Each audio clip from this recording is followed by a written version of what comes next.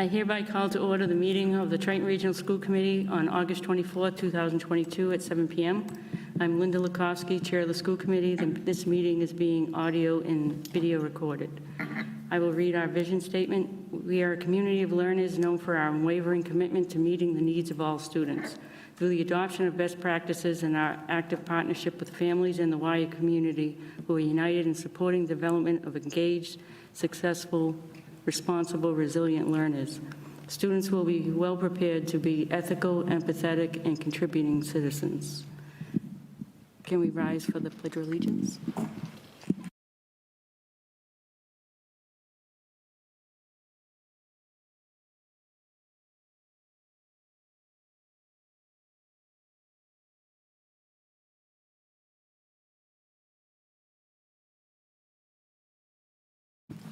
The next item is the chairperson's remarks. I want to welcome everybody back to 2022-23 school year. And like I always say, it takes a village, all of us, to get the work done that has to be done for our students in the district. That's all. Oral communications from the public. Seeing none. Consent agenda. I will read aloud the donations to be approved as part of the consent agenda. A monetary donation was given to the Triton Regional School District in the amount of $10,900 from the Institution of Savings in Newburyport for replacement football helmets. A monetary donation was given to Triton Regional School District in the amount of $3,000 from the Salisbury PTA for a 3D printer for the school maker space. Yay!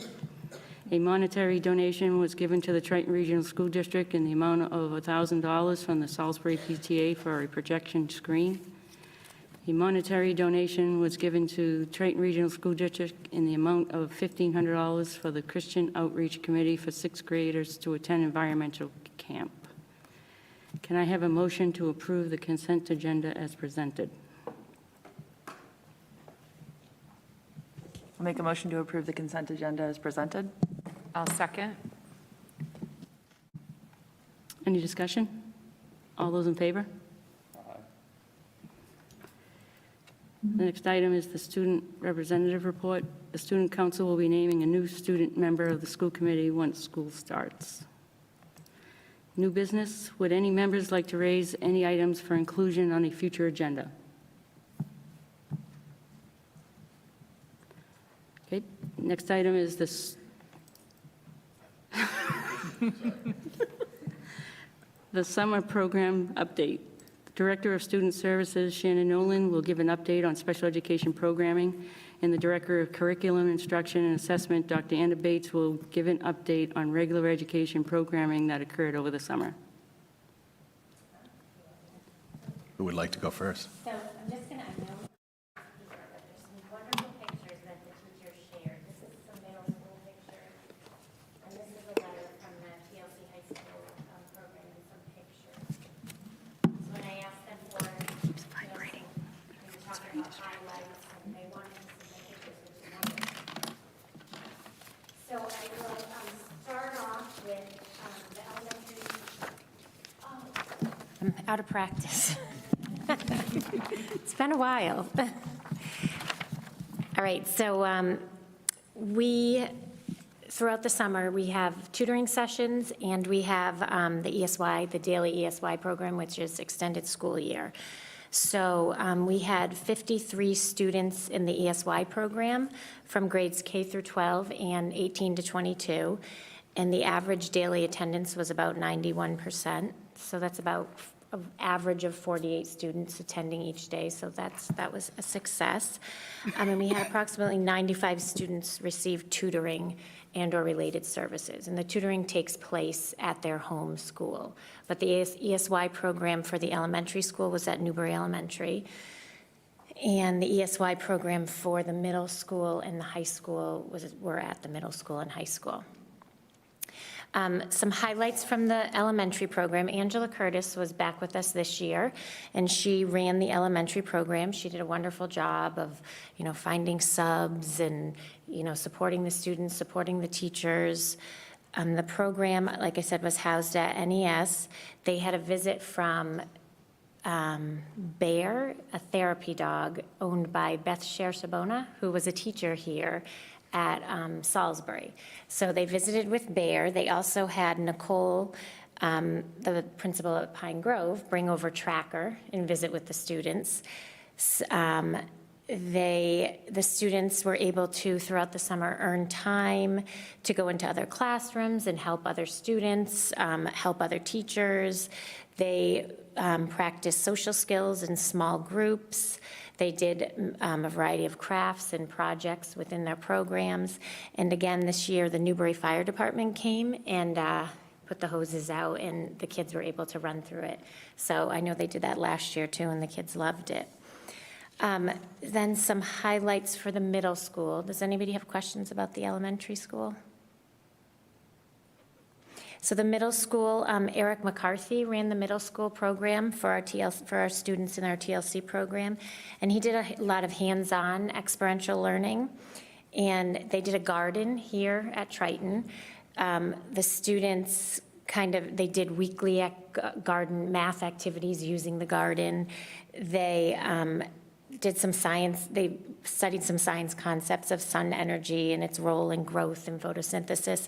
And they did a culminating project. They made hot sauce with the vegetables from the garden. So they loved that. And then they also did a lot of, they left and went out into the community. They visited Old Stone Farm in West Newbury, Custom House Maritime Museum in Newburyport, Joppa Flats Audubon Society. They went to Market Basket weekly. They picked a recipe they wanted to cook, and then they were expected to make the list, shop for shop for what was in the recipe, and then make a budget and be able to pay for it at the store. And so some of the things that the students made were pasta, pancakes, grilled cheese, mac and cheese, ice cream, and hot sauce. So that, in the pictures that, it says middle school pictures, those were some pictures that Eric sent to us to share with you. And Rebecca Takejian ran the high school and the 18 to 22 summer program. And I'm just gonna read, she wrote a really nice letter and submitted some pictures, so I'm just gonna read the letter. Dear families, as Triton High School wraps up its extended year program, we wanted to share some of the activities the students worked on and a few memorable photos that captured the spirit of the learning. Students practiced their academic employability and independent living skills. In the classroom, the students read about healthy eating habits, athletic games, and other current events stories, such as A Healthier Choice, World Games, and the Great Migration in East Africa, to support working memory, comprehension, and writing skills. The students also worked on creating resumes. The resume activity helped students identify their strengths, weaknesses, likes, dislikes, job, work experience, and skills. Presently, future bakers, personal shoppers, librarians, court clerks, artists, and inventory clerks, delivery people, and karate instructors exist in the classroom. During social and independent living skill blocks, students shopped at Market Basket, baked at the school, created artwork with teachers from the Able Hearts Art Studio, worked out with instructors from Dojo, and participated in a community breakfast at the Morning Buzz Cafe.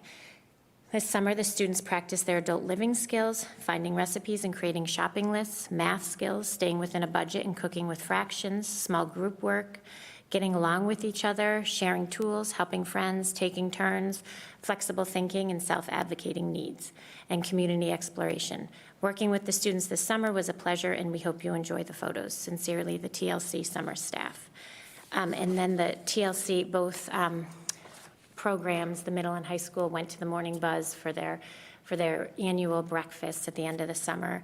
And there were two families there that were so impressed with the teachers and the students in the program that they donated money towards the breakfast. They wanted to give more. They were very excited about what the teachers were doing, but they donated money towards the breakfast. They wanted to stay anonymous, but it was really nice for them to recognize the work that our students and teachers are doing.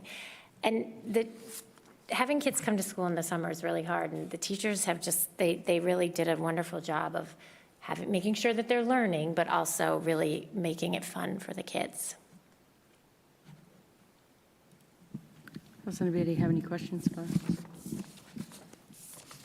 I just think it's wonderful that you do that, because they have some bonding time, too, so that when they come back to school, you know, at least they feel comfortable being around those students. I think it's Absolutely. wonderful.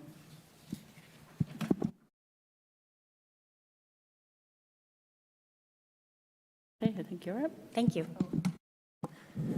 All right, so we had summer programs running at each level for our students, which were all very different based on sort of the level. So I'm going to talk about high school, middle school, and then what happened at the elementary schools. So high school was an opportunity for students to earn some credits back that they did not earn during the school year. So pretty much credit recovery in English, history, biology, Spanish, math, and physical education. And I have the number of students that earned credit in each area, but I don't know if some of those are kind of overlapping, so I don't have the exact numbers. But we do have a large number of students who really earn some credit in the summer and are able to move forward with their class in the next school year.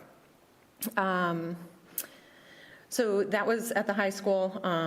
There were only, I think, 3 students who did not earn credit for their courses, and that was just due to not attending or participating. At the middle school, they had it was a very kind of academic approach at the high school and at the elementary. The middle school's greatest identified need was in supporting students with social and emotional skills. So they worked it was run by Jeff Shepard, who worked in collaboration with Dr. Angela Mousseau, who's a psychologist who we've contracted with over the last couple of years, to develop a program that would support students in those areas. So they had 28 students participate in their 2 different sessions. There were some students who signed up only for session 1 and then told their friends, and then came back, so we had a little bit higher in session 2. And they started each day with an icebreaker of some sort of collaborative learning and problem solving where they were working together in small groups. All students had an opportunity to get their summer reading done and work in a supported way to do that. And each week had a theme, which I think they were really engaging themes. They focused on forensic science and horticulture, woodworking. They had a crafting week. So most of these students were incoming 7th graders who had not been introduced to the middle school before. And I think for students who may have struggled, not necessarily academically, but in either socially or in some other ways that might impact their academic learning, that this was a wonderful opportunity to get them in the school, introduce them to the staff, and have them find some success even before they really walk into for this coming school year. And then at the elementary level, programming was very similar across the 3 schools. The coordinators worked together to develop the programming using similar resources, focusing on similar standards, but also addressing the needs of the students individually and then within small group instruction. So there was a focus on math and on literacy. And they've been really good about monitoring progress through some of the curriculum resources that they were using, whether it was through Foundations or Great Leaps for Reading, or and then in math, they were looking at progress towards identified power standards in each class. And then we're also going to be comparing spring and fall benchmark data from iReady to look to hopefully at least maintaining for all of these students where they were and seeing some growth.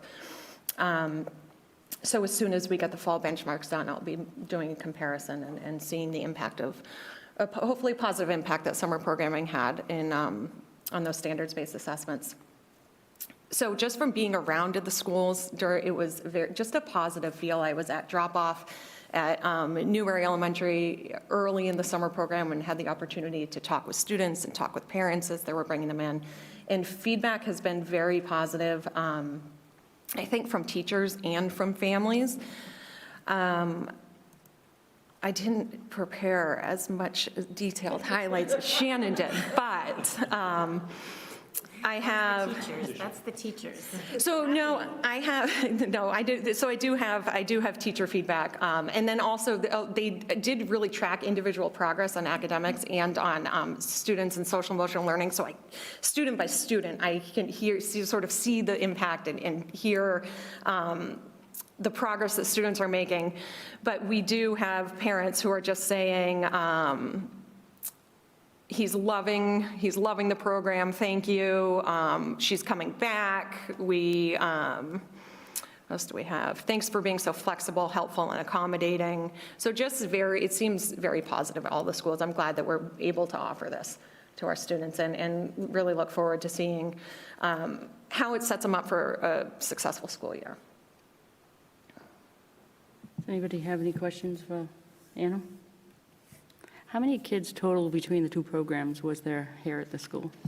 I would have to do a little bit of math, but we had 28 at the middle school, 91 at Pine Grove, 62 at Newbury, 93 at Salisbury.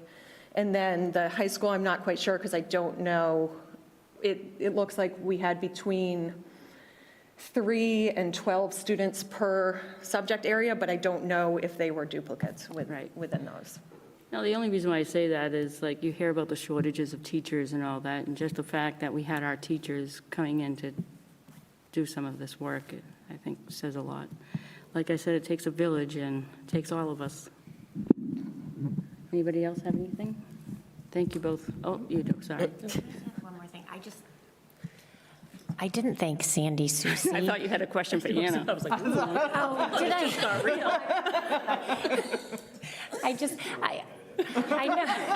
I won't put Anna on the spot, I promise. No, I always, I have mentioned this in the past, but Sandy Susie does so much for the summer program, and I did not mention that. And I just want to make sure that we recognize her, because she worked so hard, and she's over at the schools, and she just really puts everything together. So I just wanted to add that. I think she does a lot throughout the whole year as well. Oh, yes. I mean, she does it. Oh, yes. But especially in the summer program. Thank you. Thank you. The next item is, Did you have a question? I did have oh, a- I'm sorry. Sorry, I had a quick question. Is there anyone at the elementary level that wasn't able to move on because they didn't participate in the summer program? Or was that not the focus? Okay. That was not the focus. Perfect. For high school, it's a little bit different because they have to Because of earn the credits, credits yeah. in order to graduate. And it did actually start a little bit later than the other ones too, because we're waiting. There are only some students who fall in this category. Some haven't even earned enough to participate. But yeah, no, they'll be moving on with hopefully more social, emotional, and academic skills. Awesome. Thank you. You're welcome. The next item is the district rebranding and marketing. Superintendent Brian Forget will now provide an update on district marketing efforts. Just a brief update to let you know where we are with that. As you know, I reported to you last month that we partnered with Andrea Sy from Sy Communications. Andrea is also a parent, one graduate, one current student. So a vested interest in Triton. The focus of the marketing plan will be, it's really a review. She's talking with a lot of folks, doing a lot of analysis to look at the way we're communicating with the district, across the district, I should say, the platforms, what is working, what isn't working, where there are inconsistencies. And the bottom line will be a plan that puts general communication efforts in place across the district. So whether you're a high school student or family or a elementary or Salisbury or Newbury, that it's a common experience as far as how the communication comes from the schools, from the district, and so forth. The second piece of that is a rebranding. You know, we are not in the place of needing to get a new logo for our district. We are the Vikings, will forever be the Vikings. However, we don't have a standardized Viking logo. If you've had kids come through, and whether you're in marching band or different sports teams, or you've seen many iterations of Vikings, and the most prominent one we tried to replicate at some point, and it was too similar to the Minnesota Vikings, and we weren't allowed to use it. So we're again, not going away from the Viking, or being the Vikings, but taking a fresh look at how our image looks outside the district. So we will end up with a full plan, an identified logo. We've got some samples that their graphic artists designed, hanging by Nicole's cubicle, and people are swinging by and giving some feedback and thoughts. She'll come up with another iteration, do that again internally, and then eventually share out 2 to 3 finalists. I know there are some that are a Viking, some that are a ship, so kind of going with themes and ideas and concepts. So I hope to have that done and out to families, in the month of September to have folks giving feedback on the logo we want. And then from there, it's standardizing it across the district. We are launching a new website. We're going to wait until we finalize that process in September before we launch the website. It's there. There's a draft ready to go, unlike the last one that sat in limbo for 2.5 years. So rather than launching it and then pulling it down and updating the logo and everything, we'll just hold off because Andrea's goal is to have that done within the month of September. So, so that's the latest. Any questions about that? Nurse is staring at me because we're delaying the website. Erin? Yeah, I'm going to make a comment about delaying the website too. I have been trying desperately to get on the high school website and it keeps not letting me there. So the fact that we're delaying the new website is causing problems for trying to connect to the high school calendar. You just can't get into it. So is it the calendar or the website? The website, So what happens when you go to the high school website? it times out and crashes. Really? You, Do that on your phone? I've done both. Okay, mine does it on the phone. Okay. If you try and get on. so it's just the site. So if you click on the high school, Yeah. and other schools are fine? Yeah, I was able to get to SES pretty easy yesterday. That's so odd. All right, we can take a look into that, because that shouldn't be, I mean, there's nothing wrong with the current site. I don't think it's necessarily a good flow and easy to find information, but there isn't anything wrong with the site per se, so we can take a look at that. I wasn't aware of that. The calendars, that's totally separate and other. The calendars are in the process of getting fixed as they're being set up to sync with the new website. But again, they should still be functioning fine. So you're saying it's the website, not the calendar? Yeah, I'm trying to subscribe to the calendar so that I know what's going on, and I can't even get to it. Like, I can't get to the website, and then I can't get to the calendar. If you go to TritonSchools.org and go to the main, you can, I can try this too, because you can subscribe to all the schools' calendars right from the main one as well, but I will absolutely look into that. I was not aware of that. Thank you. Anybody else have any questions? Narissa? I like how she says that with pleasure. So I realize that the website has been like my thing that I have been beating on for the last couple of years, but it is about functionality. And even just today, I can say Linda sent me a text saying, do you have access to this? And we found one from 2013, 2014 school year through Google. That's what it gave us. Because that information is still up there. And part of it's just that parents can't and students can't find what they're looking for when they start on the main site. And part of it is that the search engine is not good, so then they default back to Google search, and it's giving them legacy information from a long time ago. And I love the idea of updating the branding. I just can't get behind delaying something that has already been delayed a year and a half, I think, from the original date that was anticipated. Every time it's been like, oh, it's another 6 months, it's another 4 months. I don't know how much longer we can afford to just, nickel and dime it to extend it just a little bit longer when the functionality is impairing the ability of the people that we are supposed to be providing information to get that information easily. Yep.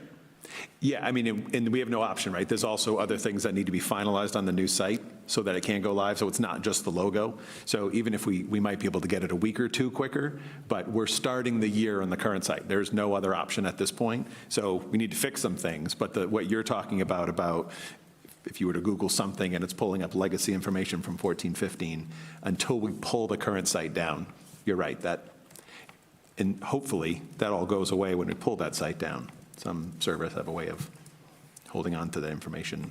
Yeah, I know it'll take a while to flush it, but it's just very frustrating to have this pushed again. might be my school committee resignation on Linda's desk if you say, again, not. Understood. There are many issues that have come close to pushing me over the edge, but this might be the one.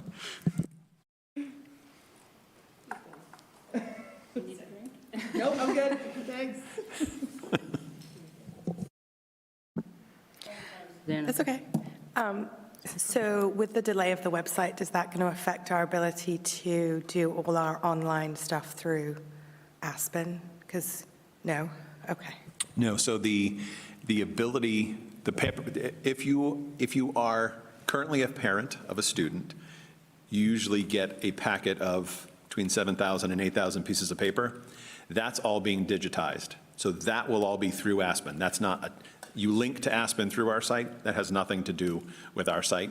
That is happening for, it's going to be called re-registration for existing students. So updating all that information, we'll now be doing within Aspen. New student registration is still paper this year until we get the re-registration, and then that will be put in place for next year. Great. Relief. Yeah, and I will say too, right, so part of this discussion, I don't think anyone is super in love with Aspen. I mean, it does some things well. There are other products out there that I think could do it better. It's a big shift for a lot of folks, students, parents, teachers, you know, everything in. But as we talk about this marketing strategy and plan, I think we need to look at all of our systems and how we use them to communicate. And obviously, the student information system is a huge communications tool. And that is, you know, core to the work we're doing on a day-to-day basis. So that will be absolutely reviewed. But as you can imagine, that's a significant change or update process to update that system. So we're going to streamline, because now there's Blackboard coming out. Blackboard is just the messages that go out. That's it. Okay. So all we use Blackboard for I've is, gotten a lot of questions because that came out, like, we're going to send things through Blackboard, and all I get is, what is Blackboard? And they go onto the Triton site looking for it. So I think we need to communicate a little bit better of what the differences are. okay. So Blackboard has always been for a decade, you don't do anything, you just receive. Just receive. If you're getting, Aspen can, but most of the communication with the banners, the headers, that's coming through Blackboard. So it's an email, a text, or a phone call, that's coming through Blackboard. But there's nothing anyone logs into for that. It syncs from Aspen. So I maybe don't know what came out that got an onslaught of, how do I get into Blackboard? What is it? Because when we use it. But something came out from somewhere. About Blackboard? Yes. Was it at Salisbury Elementary? No, because Aspen was earlier. The middle school students had issues with Aspen earlier. And then I got, maybe last week or the week before, a lot of questions about Blackboard. And I was like, Blackboard's like behind the scenes. Literally. Yeah, if there's Yeah, anything so- in those communications you can forward on to see where. I would have to, I didn't get a communication Okay. about Blackboard. I was like, oh, this must be Aspen. I thought like Okay. Narissa, I was like, oh, it's Aspen again, having an issue, but they were saying the term Blackboard. So I got a little confused. That's why I'm asking now. Okay. Because I assumed Blackboard was that behind the scenes, you don't see it, but things just occur to you.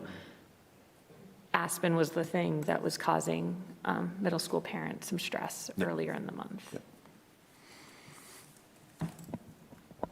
Anybody else? And I just have a question when you're reviewing the marketing and rebranding as well, is, you know, there was a lot of emails about when people would find out what classes they were going to have, what teachers they were going to have. Is there something that can happen that every year people know when it's coming? Like August 15th is the day that everything goes out at once. You find out your classes, you find out your class teacher, because I know years ago when my kids were in school, they got it on the last day of school, like the elementary, they knew who their teacher was, but it was different at the other two elementaries, they didn't find out for weeks later. And I've just gotten a lot of questions about when information is supposed to come out. So I think if we could, every year, you know, July 1st, August 15th, August 30th, one day that every information, everybody knows that, I think that would be helpful for all parents. I agree, and I think it's that the standardization of the communication is probably the greatest failure, if you will. I mean, there's a lot of people doing a lot of good communicating, but it's in so many disparate ponds, if you will, that it could be happening at different times. And if I have a student at Newbury, the middle school, and the high school, I'm not getting information, commensurate information at the same time. So, Right.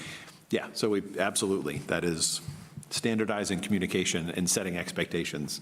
I know is we're a- not there yet, but just while we're talking about this, transitioning, is there a way like sixth grade students or parents can get familiarized with Aspen prior to going, so that when August 15th comes, they know how to get onto it, like have that be part of their package going home, that when this is how you get on to, because everyone knows that people are dying to know what their classes are, and not being able to log in, well, maybe they can do a trial run to log in already so that half the battle is already done for the IT department. Yep.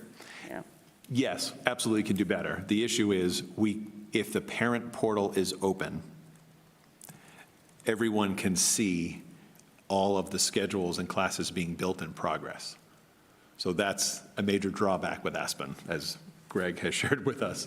And right, that's been some of the angst, that we thought we had certain things shut down, but the parent portal was open for one school. And so people are seeing things, other people aren't seeing things. So it's very limiting, and our understanding is it's the program. We don't have an option. If the parent portal is open, which is also then if students are logging in, they're able to see information in process, rather than being able to say, we're doing this in the back end, you can still see last year.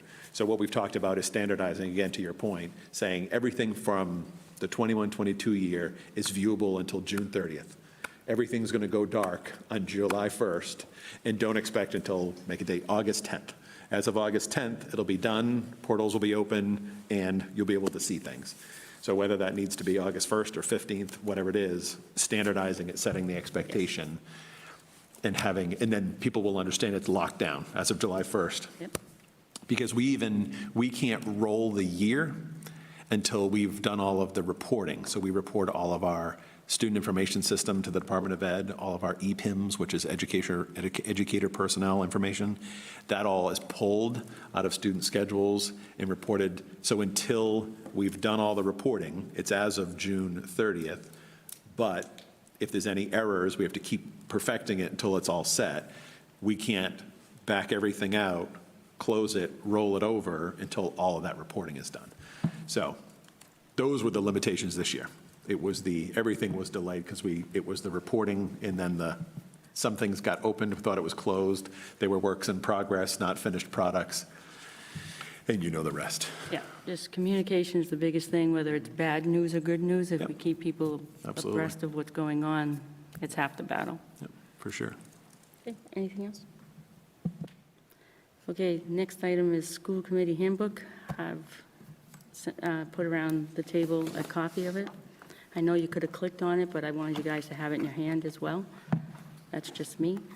Over the last 5 or 6 years, the committee has been working toward a better onboarding process for new members, and prior to Dina Sullivan leaving the committee, she had pulled together some of the most relevant school committee policies into a handbook for new members.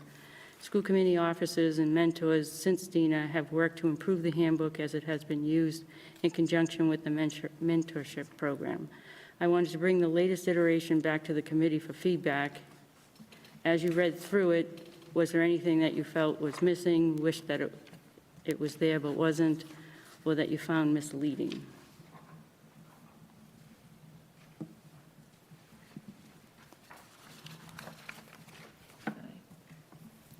Marissa?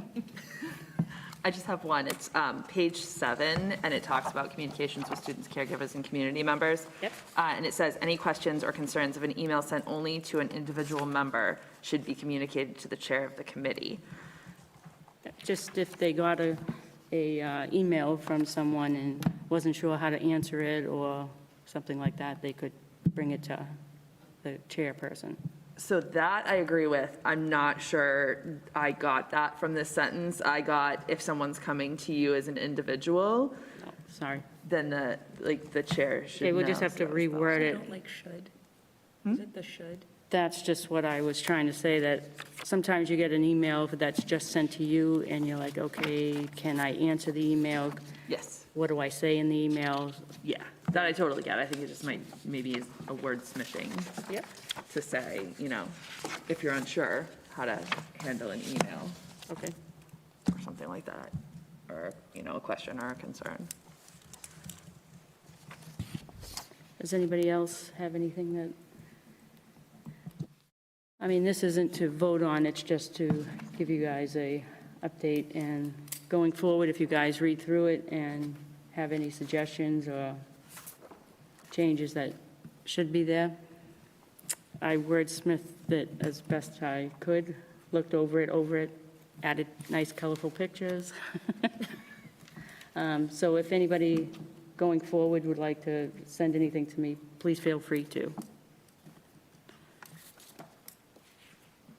The next item is the District Communication Committee schedule. I copied you all on an email I sent to the District Communication Committee early this month proposing a meeting schedule for the current school year. This proposal was based on last year's schedule. I've heard from Newbury and Rowley, just waiting on Salisbury. I wanted to put this on our agenda in case any of you had any questions or concerns, and if anyone has any input. I wanted to make sure we had it out there early enough. Narissa? I was just curious if you heard from them about appointing new members, because I think some of our previous members are no longer I know serving. Rowley did. Rowley said that Joe would be the person, and his substitute is Christine. Okay. So that is the only person. I guess I can send out an email to find out if they have but I did send it saying that September 29th was the meeting being held here at Triton. Yeah. So I guess we'll know then who they've appointed. Perfect. So does anybody have any input? Okay, the next item is the fall open house dates. Superintendent Brian Forget will now review the fall open house schedule.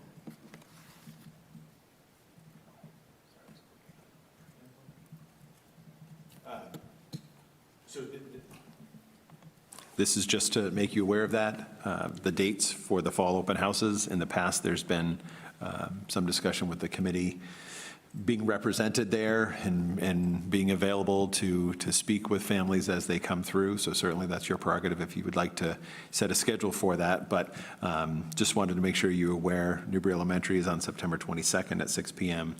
Pine Grove, Monday, September 19th at 6 p.m. Salisbury Elementary, Tuesday, September 20th at 6 p.m. Middle School, Thursday, September 15th at 6 p.m. And the high school is Thursday, September 29th at 6 p.m. And there's no conflicts with school committee meetings. There is a conflict, sorry. The DCC is on the same date for the high school. Yeah. It doesn't matter? Okay. Thank you for Just that. because we were trying to set dates Yeah. that were, and we couldn't come up with another date at that time, so that was, we tried to make it as least conflicting as we could, but trying to squeeze everybody's schedule in was tough for all the towns. Let's ask a question. Narissa? In the text, it says review member attendance at these events. Are these, so I know in the past they moved to kind of like, at least at the elementary schools, a less formal situation, and then they kind of had school committee members sitting in the lobby, and then it was like, oh, that's not, there was kind of no point to it. What do the formats look like, and what's the expectation there? I need to confirm the formats, but my understanding is it's more like it has been, where it's more formal and not gathering everyone in a large space first, but kind of more formal and informal coming through. So it would be, if committee members, if you wanted to have a presence and be available, it would be in the lobby to say hello as people are coming through, not standing up in front of the school to say, greetings, Newbury parents. But I can confirm that. Okay, and do they need extra bodies standing in the lobby to help point people the way and greet, or are the schools feeling, do we not know yet? I mean, I think they're good to go. I mean, I don't think there's a need. If there's an interest, I don't think anyone would be shy about having an extra set of hands in the lobby. And you being able to say, and by the way, I'm a school committee member, hi, so. Can I just jump in and just say something about the lobby at open house? Yes. So we do have, we're going to have the SEL educator is going to be at each open house. The new STEM teacher is going to be at each open house. And we're going to have reading specialists there with the new Ckla materials as well. So well-staffed probably in the lobbies, but also a place where there are going to be educators and hopefully interacting with parents too. Thank you.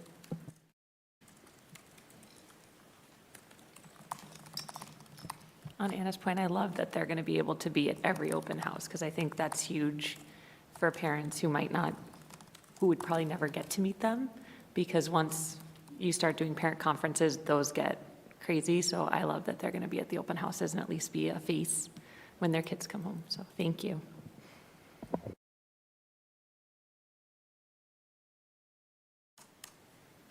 The next item on the agenda is school committee goals. The school committee is set to meet on the morning of September 10th for an informal one-topic workshop to set goals for the upcoming school year. I wanted to see if the committee had any guidance as to the preparation or format of the workshop as I work with the superintendent to plan it. It's also to remind people that it's September 10th between 8 and 12. The real reason. We appreciate you. And if you could just think about what type of school committee goals that you guys feel we should have. One of them, I'm sure, is going to be DEI, since it will align with the school's strategy. Anybody have any questions? Will there be donuts? I can bring donuts. Donut. He wants to know if he's only coming if there's donuts. There will be snacks, Paul. Well, there will be snacks and coffee. Now no one will forget.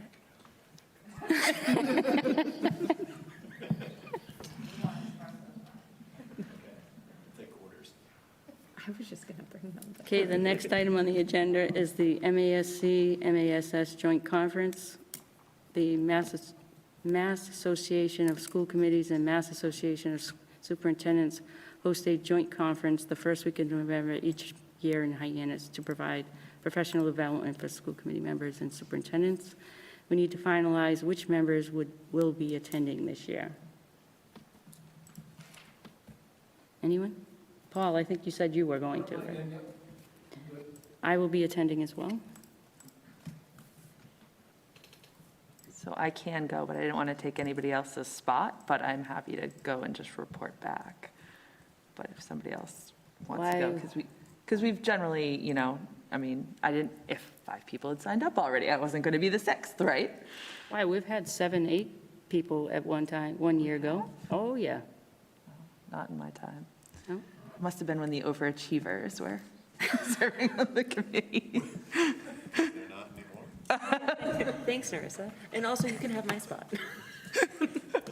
Yes, I think 2 years. Well done. I think 2 years in a row, we had eight members go. Sorry. It was the most underhanded. It was one nicely done. So to wrap this up for you, Nicole, it's Paul, myself, Narissa. And if anybody else decides that they want to go, please let me know. I don't know if they have, because I know you did it last year remotely. I don't know if they have it remotely this year. I didn't see it. I didn't see it. If they Yeah. had it remote, I would do it. Yeah, I looked through too. I didn't see it.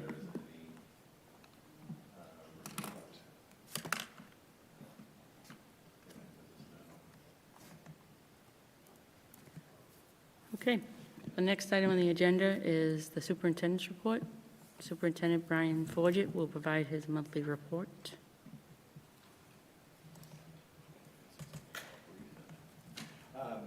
Yes, a brief report. So you have a copy of my report in your packet on board docs.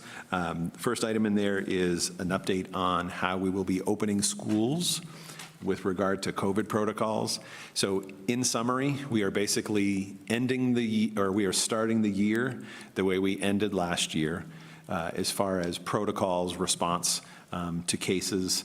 The changes are that we are no longer going to be reporting cases to the Department of Ed. They won't be collecting case information, and they won't be providing the testing, the at-home rapid antigen tests to provide home to students and staff. So there will be no testing program. We aren't reporting to the state. However, we certainly will be dealing with COVID cases as we did through the summer with students in the programs. Obviously, as Anna and Shannon talked to you about, we had much smaller numbers of students within the buildings and very different programs, so the impact is different.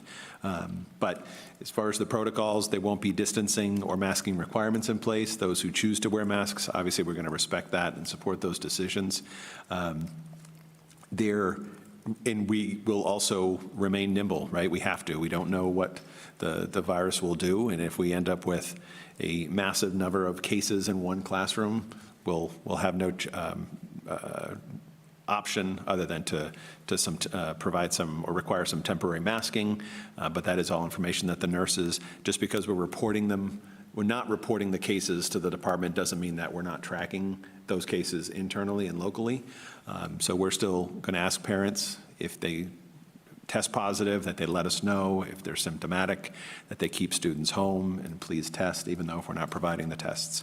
So there's a bunch of links in here to current DESE notices and memos. There's a joint DPH, Department of Public Health, and Department of Ed statement about the protocols.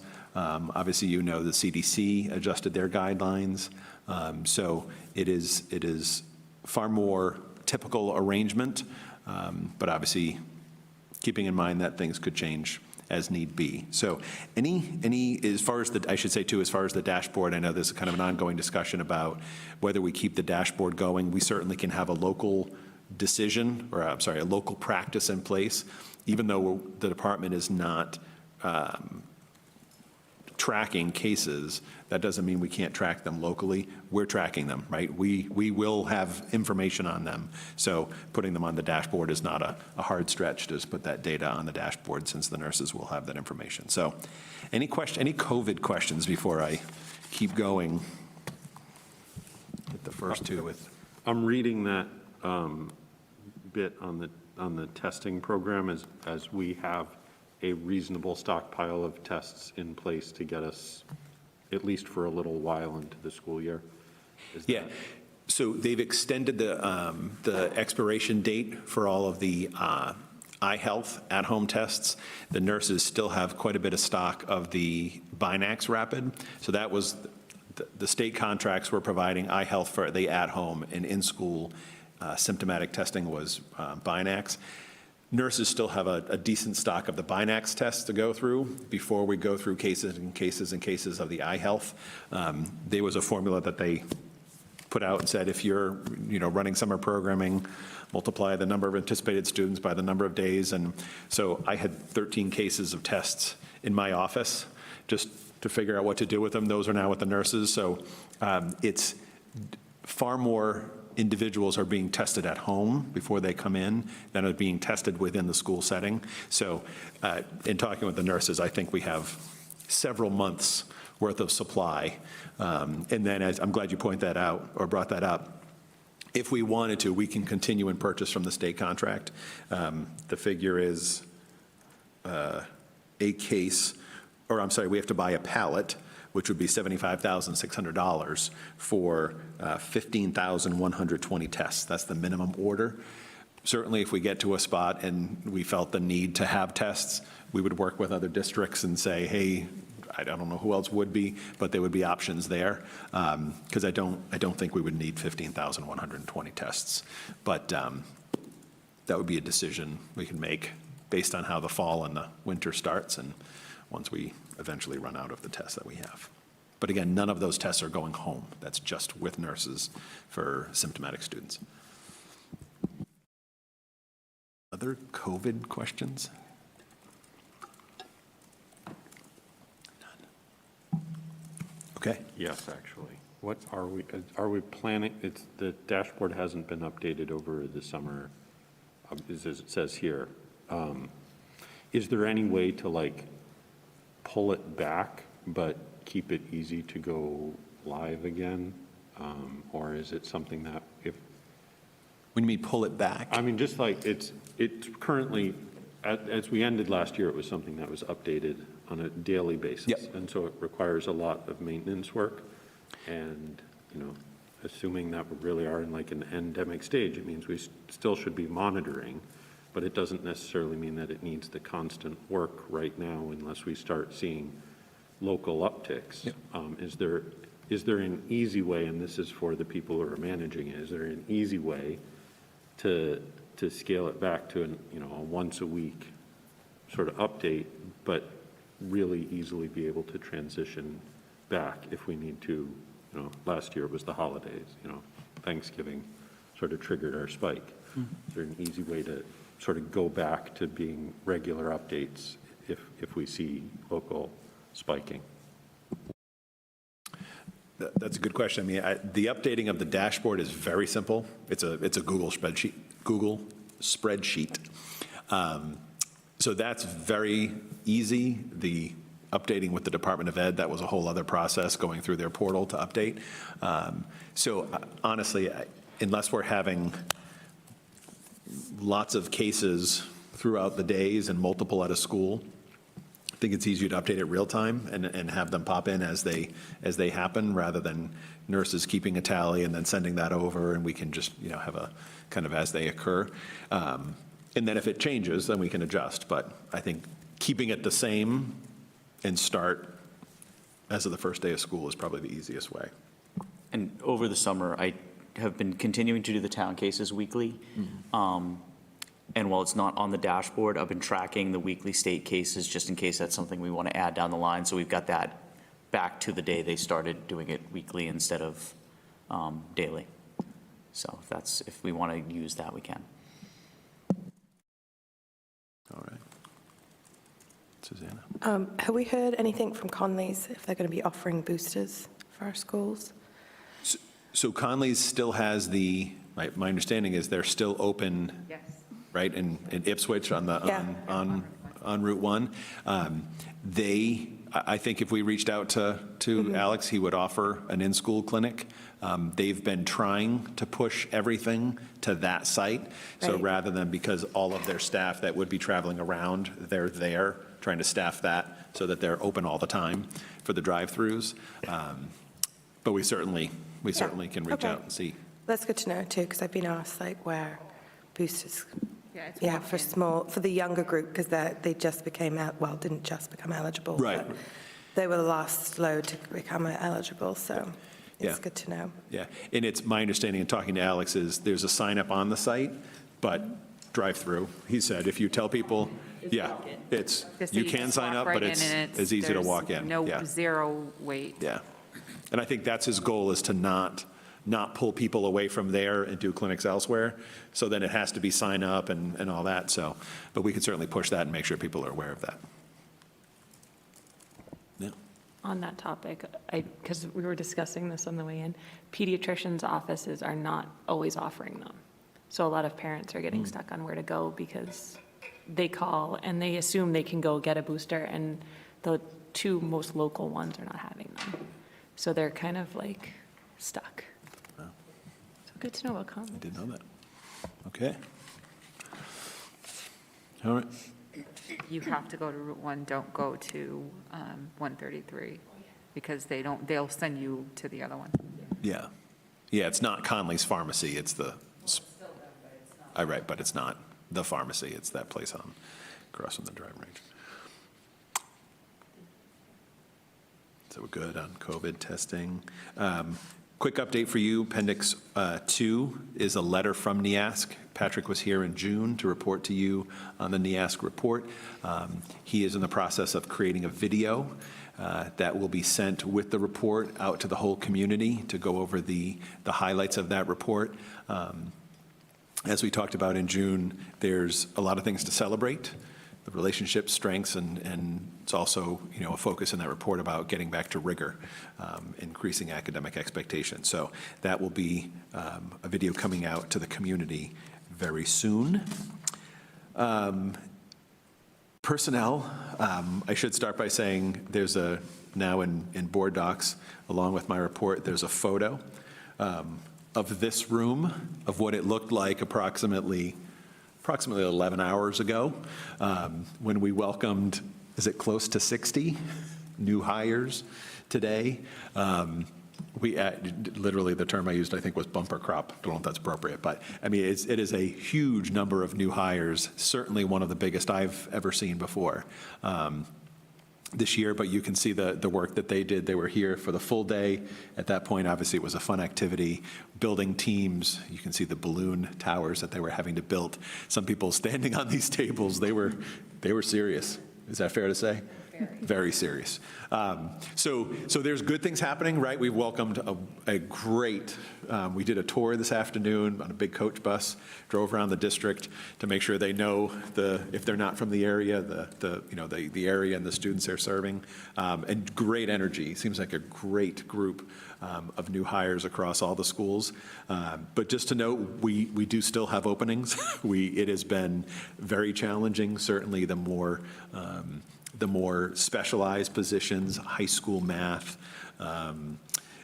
special education at Newbury Elementary School, the Autism Spectrum Disorder Program, instructional assistants. We have still a lot of openings. I believe it's 7 at Newbury alone, unless they've been filled in the last couple of days.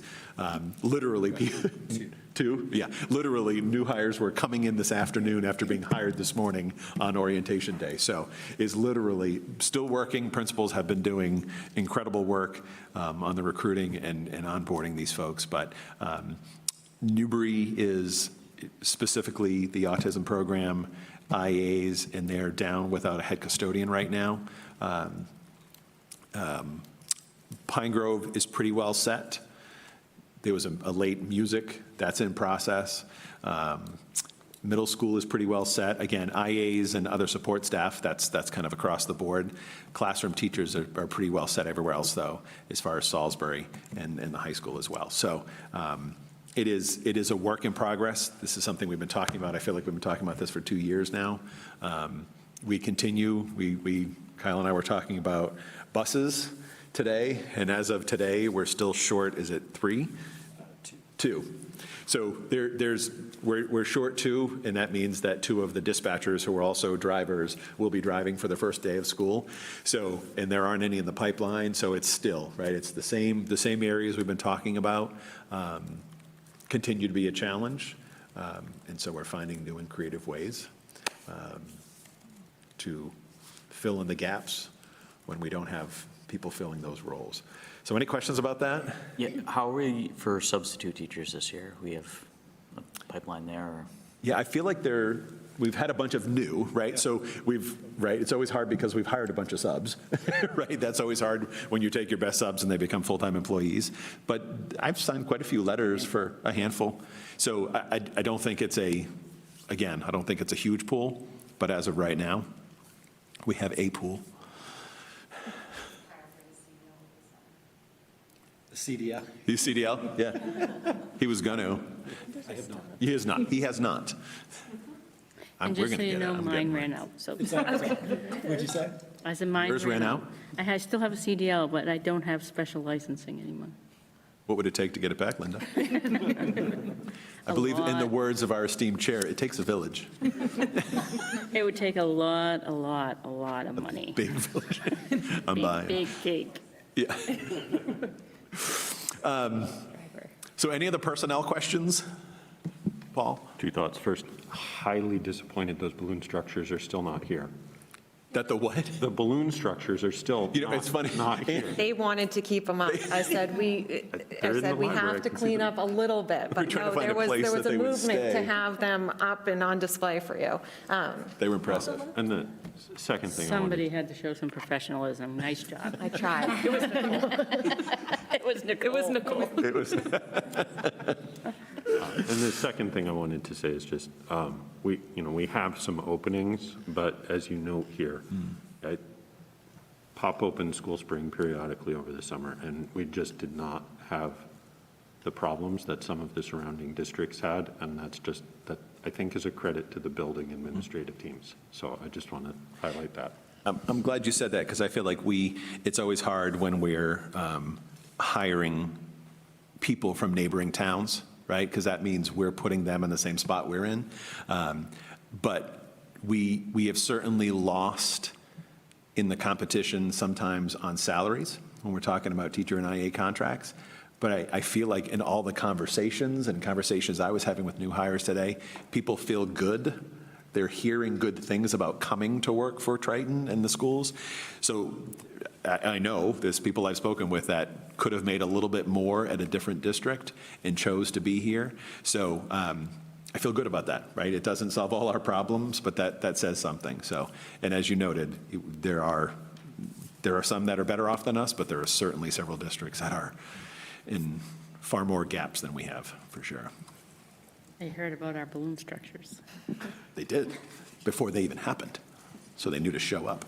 What's they done, Anna? Balloons.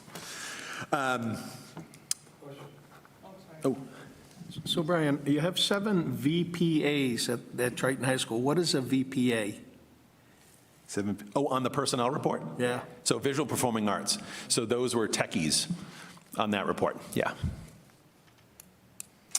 So no other personnel. All right, I'm going to keep moving. So Planet Aid bins, or bin, single bin. Now, as you're leaving this campus, you'll notice there's a Planet Aid bin right out on the exit. I want to thank Nicole for her work on that, spearheading that. See how that goes, see how it's like working with them as an organization, and if things pile up and they're not coming to empty. My understanding is it's great to work with them, but we're going to try it on for size and then expand the program to the other schools. And it's about finding the perfect spot for the bin, so it's visible but not of the way. So SES PTA has bins at Salisbury Elementary that they get money towards the PTA, so are we going to replace them? We would or- not, no. Okay, So if we will not. they exist elsewhere, then we would not replace them, for sure. Yep. They had the same question because it is a good source of passive funding Yep. for Salisbury Elementary. Absolutely. Yep. We would absolutely not override, for sure. Yep. And if PTAs wanted it, right, so there is no PTA at this campus. There are efforts underway to try and get a middle school, high school PTA, and I would love for that to happen, and that would be a great thing for that program, so that gets shifted over to a PTA. So if it's run through PTAs or whatever, right, it's not about who takes the money in, it's all going back to our students, so, for sure. Dress code update, just to let you know, that will be going out for comment. I would say to you, I anticipate a lot of comments.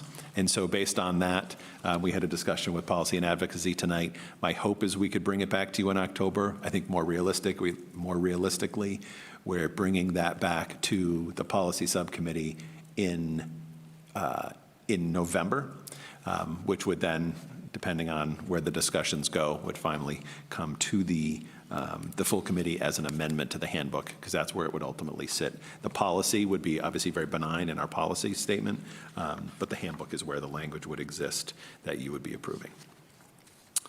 MSBA update. So I shared this information with you in an email and wanted to have a discussion before I share it further with the towns. So thrilled, again, there's nothing formal, official yet, but we made the first cut, and we are having what's called a senior study where engineers from an outside firm and MSBA staff come to basically fact check, do their due diligence on the statement of interest that we submitted. That will be happening on October 6th. It's still an internal discussion as far as what the capacities are, making sure they have an opportunity to kick the tires and ask the questions that they don't believe were answered in the statement. But in an offline conversation with Katie DiCristofaro, who's the one who sent the email, it is certainly, again, there's no official box that was checked, but certainly it was a group that was winnowed down, and we were among those who were moved forward in that process. So the other exciting piece of this is that they confirmed that there were only 54 applications for the full core program this year, which is a very low number. I believe Marissa and I were talking, I think the number is 98 the year that Pine Grove was welcomed in, and it was 18 or 19 that were selected. So call it 20%. So obviously our chances go way up if there are only 54 to choose from. Again, the dollar amount doesn't change with the number of applicants. The dollar amount is 1 penny on the sales tax of every dollar that comes in. So it's a set pot of funds that goes each year for commitments of funding. So if it's fewer applicants, they're not choosing fewer projects. There's just we have a better chance of getting in. So that's certainly, again, nothing official. I don't want to in any way start, sounding the horn that, guess what, they accepted us. But it certainly felt good in my conversations with both Katie DeCristofaro and Diane Sullivan from the MSBA.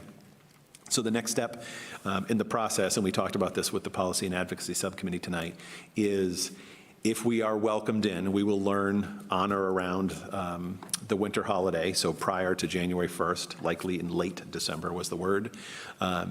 We'd be welcomed into eligibility. The two big steps if we're welcomed in is we say we want to commit by forming a building committee. There's a couple other boxes to check, but the big ones are forming a building committee and establishing the funding mechanism for that feasibility study. A feasibility study is in the vicinity of $1 million to $1.5 million, depending on the scope. Pine Grove, we were able to winnow that back a little bit because the town knew they didn't have any other land. They couldn't go outside the footprint. They couldn't build anywhere else on the property. So it really had to be a renovation. So they didn't have to study off-site, knock down, rebuild. So hopefully we can do some work with, if we're selected, do some work and winnow that down as well and not spend as much money on feasibility. But the estimate is roughly $1 million to $1.5 million, and that process can take 1 year to 2 years. We're working on, and what we were talking about with policy and advocacy is a funding plan that Kyle and I were just chatting, we're going to bring that back through Finance Subcommittee to establish a formal recommendation of how we fund that. We've got ESSER 3 funds on the table. We've been talking about stabilization and building our reserves. There are 2 big funding decisions to be made with an MSBA project. The first is feasibility, and the second is obviously the much larger figure usually when the project is determined. If we could figure out a way to pay for feasibility through reserves, through ESSER 3 funding, and not have to go to the taxpayers, the voters, for an override, it takes that first vote off the table. I want to be really careful. We've had lots of discussions about we don't want this to seem like it's a bait and switch, that we're doing this and then not going to go to the towns until we have the big number. But I want to make sure that we would do that in concert. But I believe it's financially wise to do it that way, but to have those conversations that if you all agree, this is my opinion at this point, if we agreed that that would be the approach, that we would then have lots of conversations with the towns, the town officials through DCC, to make sure they understand the approach, in that it's harder to get a vote for people to say we need $1 million in order to figure out what we're going to do, rather than make a number up, $50 million, and here's what it is, because then it's designed, here's the pictures, here's the 3D fly-throughs. So that's where we are as of today. We are getting way ahead, and that's okay. So we don't know anything until we get the welcome, but I just wanted you to be aware of that. I'm going to share this information with the town officials through, the DCC group tomorrow. But I wanted to make sure I shared that with you and you had the opportunity to ask any questions before I throw that out there. Paul? So when you talk about ESSER 3 funds, it shows a balance of $1.8 million according to the finance report that you provided. Would this project of a feasibility study at $1 to $1.5 million, would that jive with the requirements of whatever ESSER 3 requires? I mean, would that be an allowable use of those funds? Yep. Do you want to speak to that? Yeah, so we reached out to the state directly to get confirmation that it is an allowable use. We would have to, if we were to move forward with that avenue, we would have to submit a budget amendment for the grant. But their stance, initially, it wasn't an allowable use when the guidance first came out, but over the course of the last year or so, they've shifted those requirements. So the follow-up to that is, we put out a plan and a budget for ESSER 3 spending that this would significantly change. So it would be a change in the spending of ESSER, and it would certainly, hence my comment about, I think this has to go back through finance to look at this as part of the bigger picture to see if that's even a feasibility. We know there's some. Could it be all? Would some have to be other reserves? Or does it need to be a vote, right? That's a possible outcome as well. That's not off the table, and that's not a bad thing if that's where we land. But if we have the ability to use ESSER funds and other funds and make that first step a sure thing, I think we find ourselves in better standing down the road, because there are many more steps to go. So when they do a feasibility study with the district school, do they look at available land in all of the district towns, or is it still in the same hometown where it is? So technically, the feasibility requires look at every possible option so that the MSBA can assure their board that they're funding a project that is the most financially efficient, effective, feasible, and has a 50-year long-term, it meets a 50-year long-term goal. So by default, yes, we have to study offsite, we have to study knockdown, rebuild, we have to study addition, renovation. There are times, right, and we did this with Pine Grove, and we were one of two where it was called not an accelerated repair, it was accelerated repair, right? The other one that's the one with windows, roofs. There was a name they gave it, and that program never really existed. They tried it out with Pine Grove, and I think it was Blue Hills.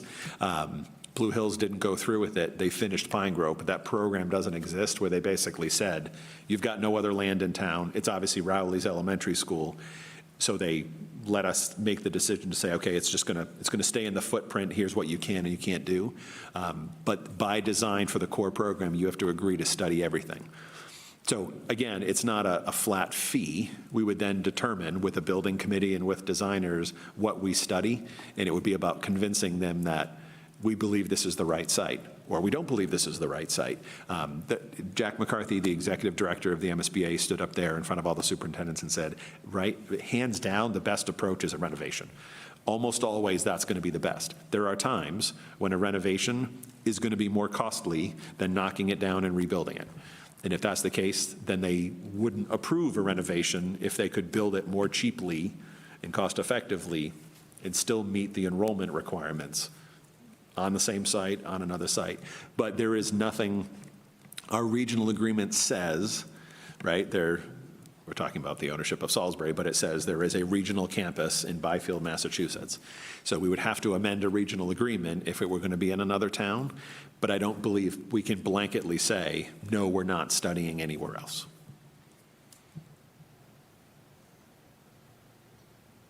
Any other questions?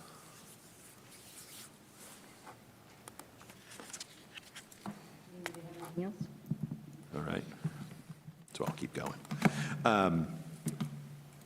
I threw this little tidbit in here. The Board of Elementary and Secondary Education last week, I got the message on Friday, I believe on Thursday, right? Nope, it was Monday, it was a week ago Monday, voted to raise the minimum Mcas score for graduation. I put this note in there, gave you the reference if you would like to do some reading. It's not a significant increase. Ultimately, it brings all of them up to the same for math, science, and ELA by 2030, right? I think this through 29, and then there was actually an amendment made by a board member that took it a little further. So there's a lot more to come on this, but just wanted to put that on your radar, that our incoming freshman class will have an increased standard requirement for passing the Mcas to be considered passing for graduation. Is there anything else we should say now, or is that we want to know more before we say too much more? We want to know more. Yeah. I have plans to look at, look at our scores and see if these were the cut scores in the past 2 years, what would the difference be and how we might need to plan to support that percentage of students moving forward. It's on the calendar. Get it done. Okay. I just wanted to note new district staff in our office, especially specifically folks that are going to have a presence communicating with folks across the district.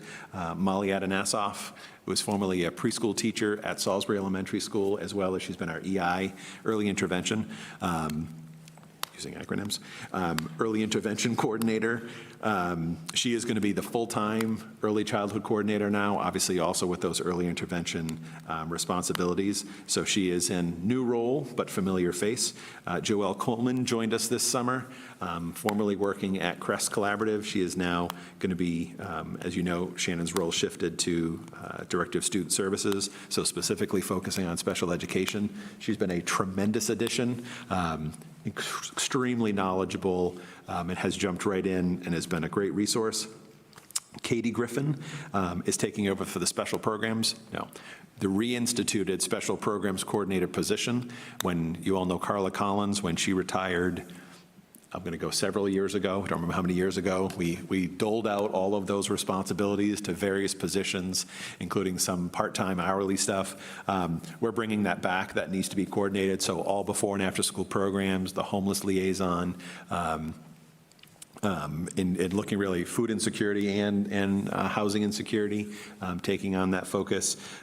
She joins us. She was working at Opportunity Works in Haverhill, again, has jumped right in.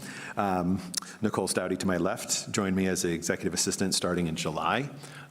So she has been a great resource and learned a lot in only 4 weeks, jumping right in.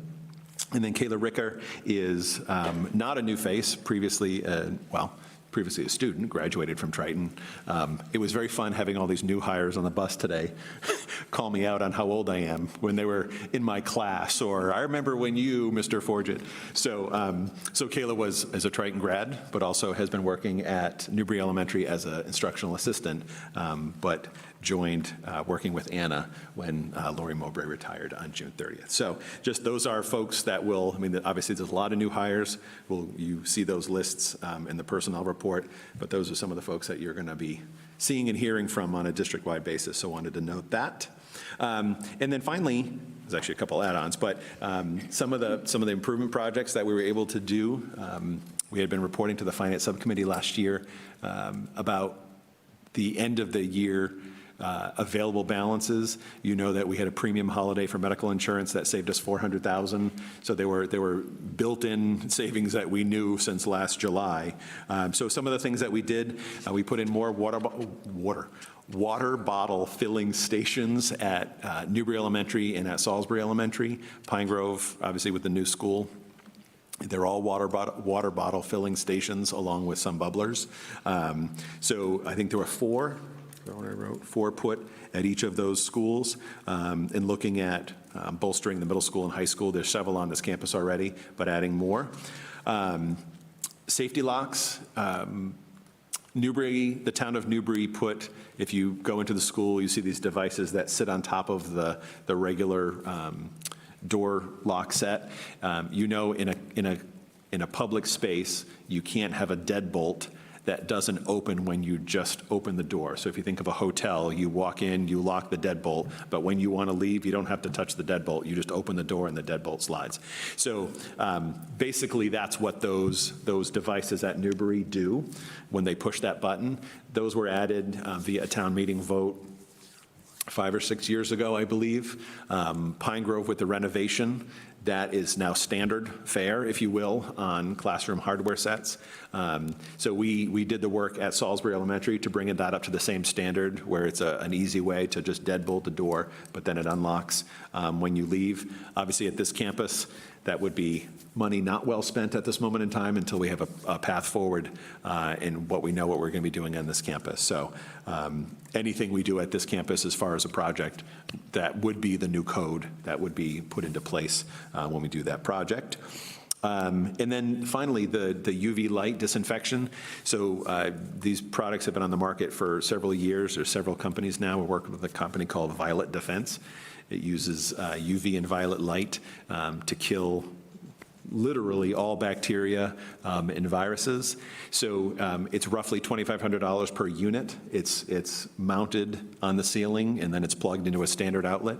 These are mounted in each of the nurses' sick rooms. So where those kids come, or teachers too, people come and sit and cough and sneeze and various other sundry things.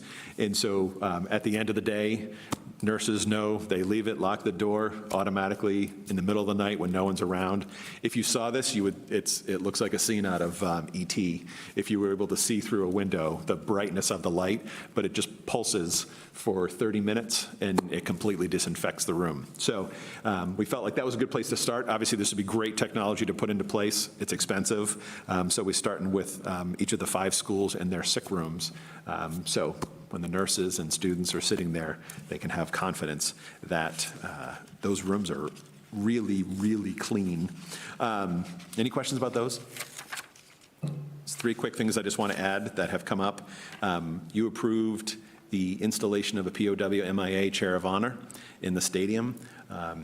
That was set to be done over the summer, dedicated at the first home football game. Through a variety of reasons, that didn't happen.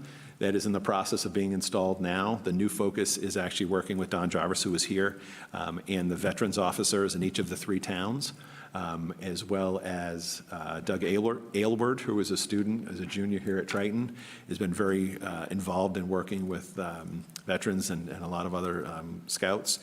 They are coordinating with us a Veterans Day ceremony that will be for students. It will be for this full campus.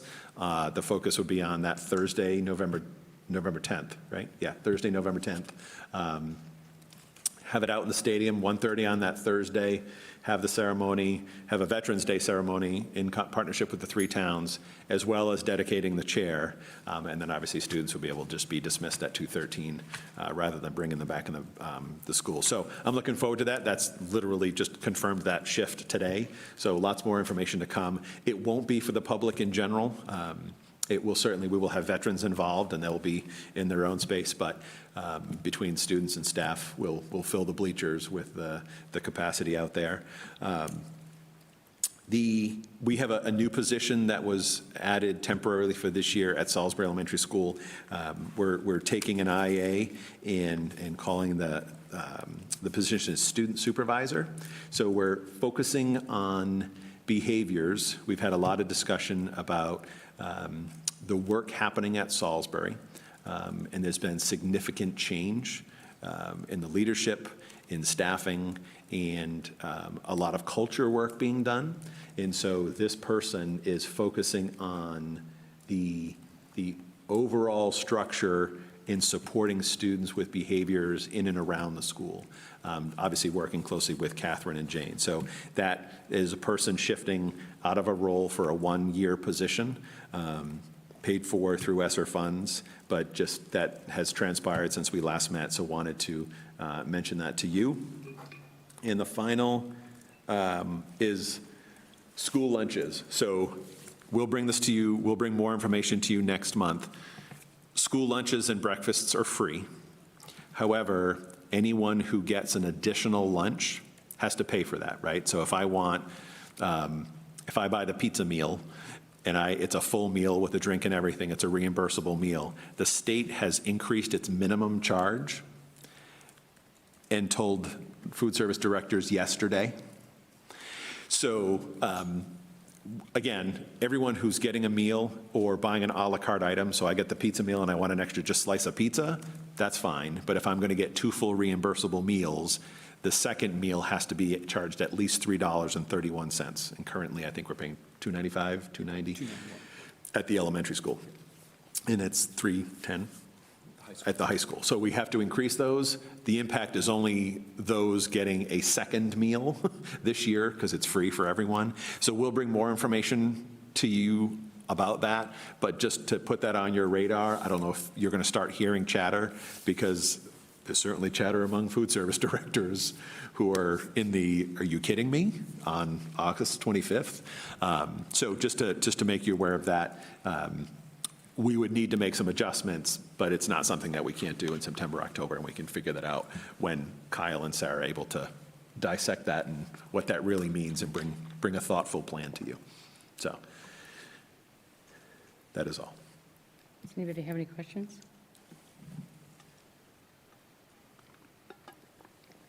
Okay. Can I have a motion to receive and file the August 2022 Superintendent's Report as presented? I'll make a motion to receive and file the August 2022 report of the Superintendent of Schools. I'll second. Any discussion? All those in favor?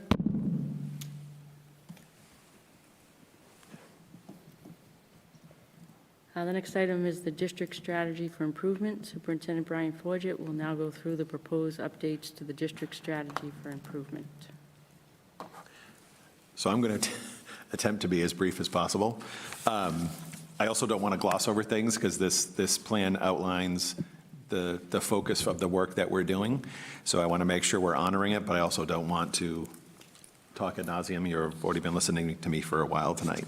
The structure of the plan has not changed, other than the fact that on page, starting on page 6, I included an update on the prior year's progress, a brief update, and then moved on to the focus areas for this year. So are you all okay with me kind of hitting the highlights of this rather than going through item by item?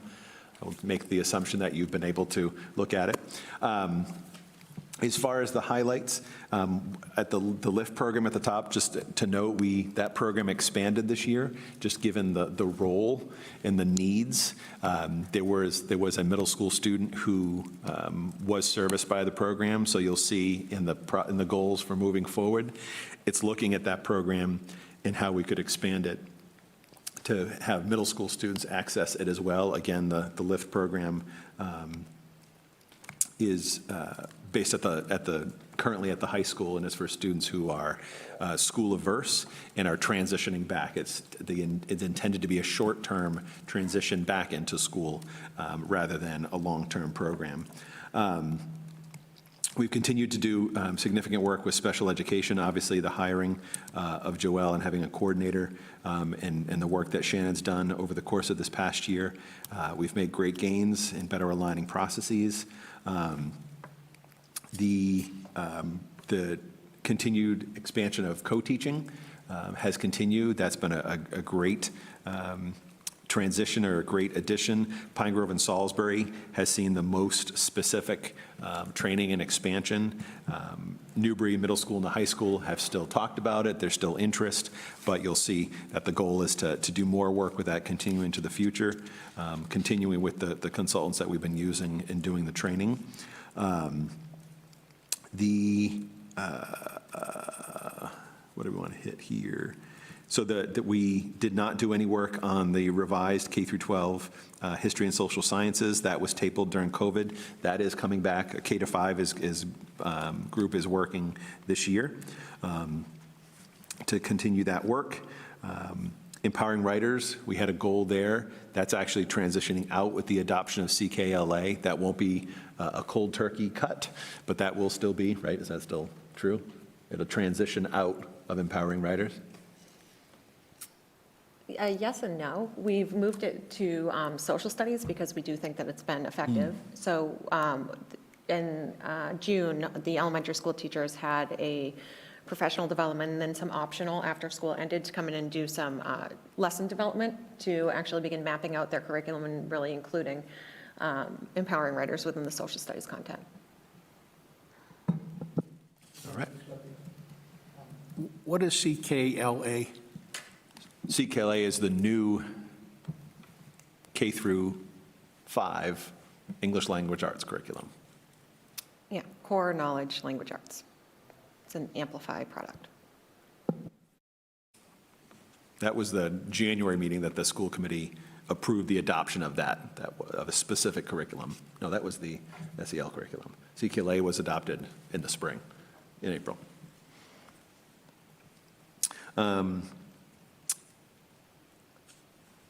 Chromebooks, obviously, we made great progress by funding the first year of a 4-year phase-in, so this isn't just a reactive process of providing one-to-one based on COVID, but actually have a plan moving forward. Noting the civics programs, there was lots of work done this past year at the 8th grade. I know a lot of you had conversations with 8th graders who were being engaged in their civic duty in advocating. I thought that was great. It was phenomenal, and I had so many conversations, but there were students who came in and were nervous. There were kids who came in and, my gosh, they knew exactly what they wanted to say and had no problem delivering their message and following up to make sure I did it a week later. So it was great. I mean, and that speaks to the content being taught as well, right? It's not just about the kiddos and having the conversations after it. It speaks to the teaching that's happening there in the 8th grade at the middle school. So They even reached out to the school committee members, Yeah. so it was oh, awesome. and there were town officials. They I learned a few things myself. yeah. 3D on Alice Shooter response protocol. Again, nothing was done this year. I'll speak to that as we shift to a new approach moving forward. I think 4B, as we look to that, the work that we'd intended to do about advocating for this campus and what it means. I think the fact that we had a statement of interest that was submitted and all 3 select boards voted to support it, even though there was no vote required, was a huge win in my mind and with regard to their support of the approach that we're taking.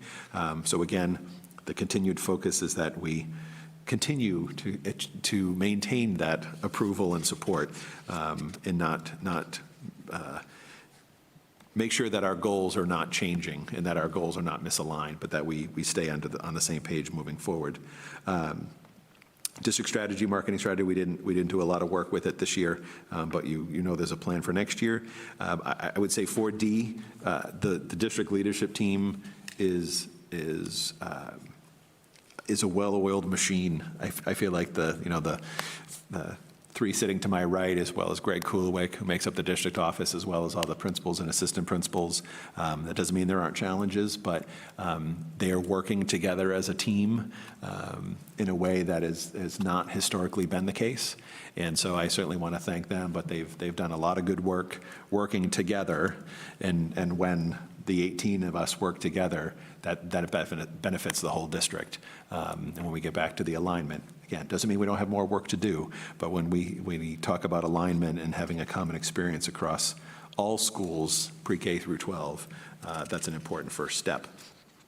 I don't think anything else specifically that doesn't address, obviously 5D, the equity work has been with the leadership team this year, and that has been powerful. We had a leadership retreat last week, I believe, and spent the day with Michael Eatman, and I feel good about the work that we're doing in aligning ourselves in the approach so that when we lead the work, right, we can't bring someone in to lead this work. We have to be leading this work ourselves. And I feel like after that day, you all don't nod if you don't agree, I feel like we as a district leadership team, the 18 of us, with all the principals and assistant principals, are largely on the same page about the work that's needed and then how we need to achieve that the work that we want to do. So I would say no one would know that, right? If there's no public, no one sees that from the outside, and it wasn't the initial goal that was laid out, but there was great progress. So any questions about the last year? If not, I'll jump into the focus areas. And again, I'm not going to, you're okay with hitting the highlights? Not going to hit all of them. Okay, again, the LIFT program, the focus there is we are going to review the capacity to support middle school students as well. It's a program that's worked, and we're looking to expand that to regularly include supporting middle school students. Co-teaching, we are going to continue. That 1B is that overall review of special education. I think Shannon now would say to you, she's more confident in understanding where and what the needs are for special education. But a year in, she's done a lot of learning and already made some great changes. And there's, I think, great communication within the special education department as a whole. And I think it's safe to say she has a plan of where we're going for the future. And that's helpful, certainly now, working with Joelle as her coordinator. We noted here the transitions. There wasn't a lot of work that we did improving transitions, the 6 to 7 and the 8 to 9 over the course of last year. Have that on here as a focus. 1D, continuing with co-teaching, absolutely, it is the right approach. 1E, continue to work with developing and expanding before and after school programming. Now having the special programs coordinator is going to help to have one person where all of those responsibilities lie and to be able to coordinate the efforts for all extracurricular, before and after school programming. Again, that doesn't mean athletics, but as far as the before and after school enrichment programming. New item 1F, committing to reviewing visual and performing arts as a whole. We've had a metamorphosis of our visual and performing arts programs. There's been a lot of discussion about the fact that the band at the high school is not running this year. The marching band, I should say, sorry. Stage bands and other bands are functioning. But there weren't enough students interested in a marching band to field, if you will, a marching band. So that doesn't just happen when you get to the high school. That's about the programs and how students are supported at the elementary school and on into the middle school and then on up to the high school. And there's so much research and some new research out that talks about the arts and how it supports and promotes academic performance. And I think we need to take a hard look at how we provide the arts within the district and access to the arts, starting at the elementary and carving out the time and not having it be fee-based and having it be part of the regular day. And there are great models around us of where it's working really well. And so I'm committing to looking at that and having a plan in place by the end of the year to move forward with improvements there. And then 1G, we are working towards having our IAs, specifically those working with students on the autism spectrum, certified as registered behavior technicians. I don't know if you want to speak to that at all, Shannon, but it's basically a credentialing that allows these individuals to have more refined skills in working with those our most at-risk students. So that's something that's on district cost. That's not something that's on the cost is borne by the IAs, but we have a plan in place to get several. Do you know the exact number? Yes, we have about 22 right now that we're hoping will commit to it, and it will start in December. And it's for them to deliver ABA therapy. We have it in the district programs, but we also have IAs that will be trained in all of the schools to support students who may need ABA therapy outside of the district programs.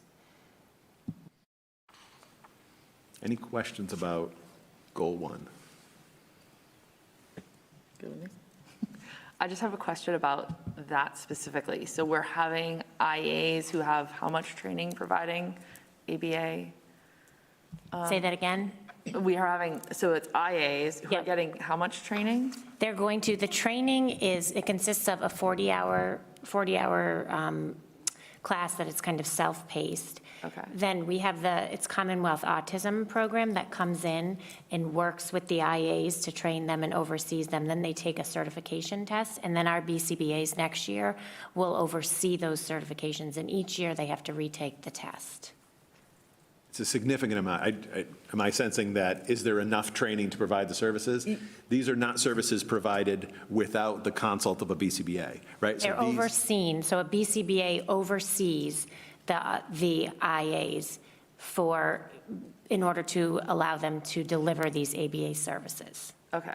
And is there, I guess just thinking of the flip side of that, assuming, it kind of all goes well based on the way it sounds, is there any liability for the district for having someone has the certification providing services that are? Same thing as is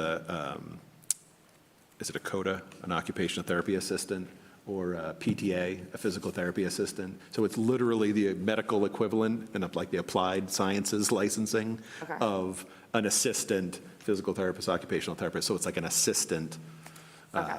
BCBA. So again, the liability comes if they were doing it without it being under the license and under the supervision of the BCBA. So there are actual supervision requirements as part of this credentialing. All right. And last question, is there stipending or something like that that comes along with it once these individuals are actually providing services? So we would be paying them for any hours outside of school time. So it's either providing school time or outside hours, additional hourly rate to be trained. And if there's any hours that would be needed for the supervision outside, they would be paid those. But this would move them to that right column of having a degree or license. Okay. So they still remain an IA, but if they were in the column B with an associate's and they have this credentialing, it would move them into that category, the column D. Okay. All right. I might have more questions on this, but thank you.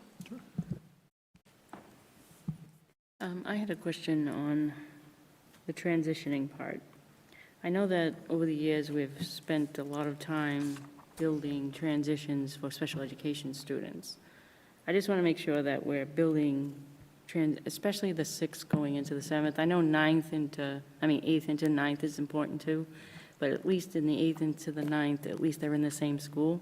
This is a totally 6th grade to 7th grade shift that I just want to make sure that we're really concentrating on making sure that those students feel that, because you just hear a lot of angst when you talk to parents that, especially when we don't communicate.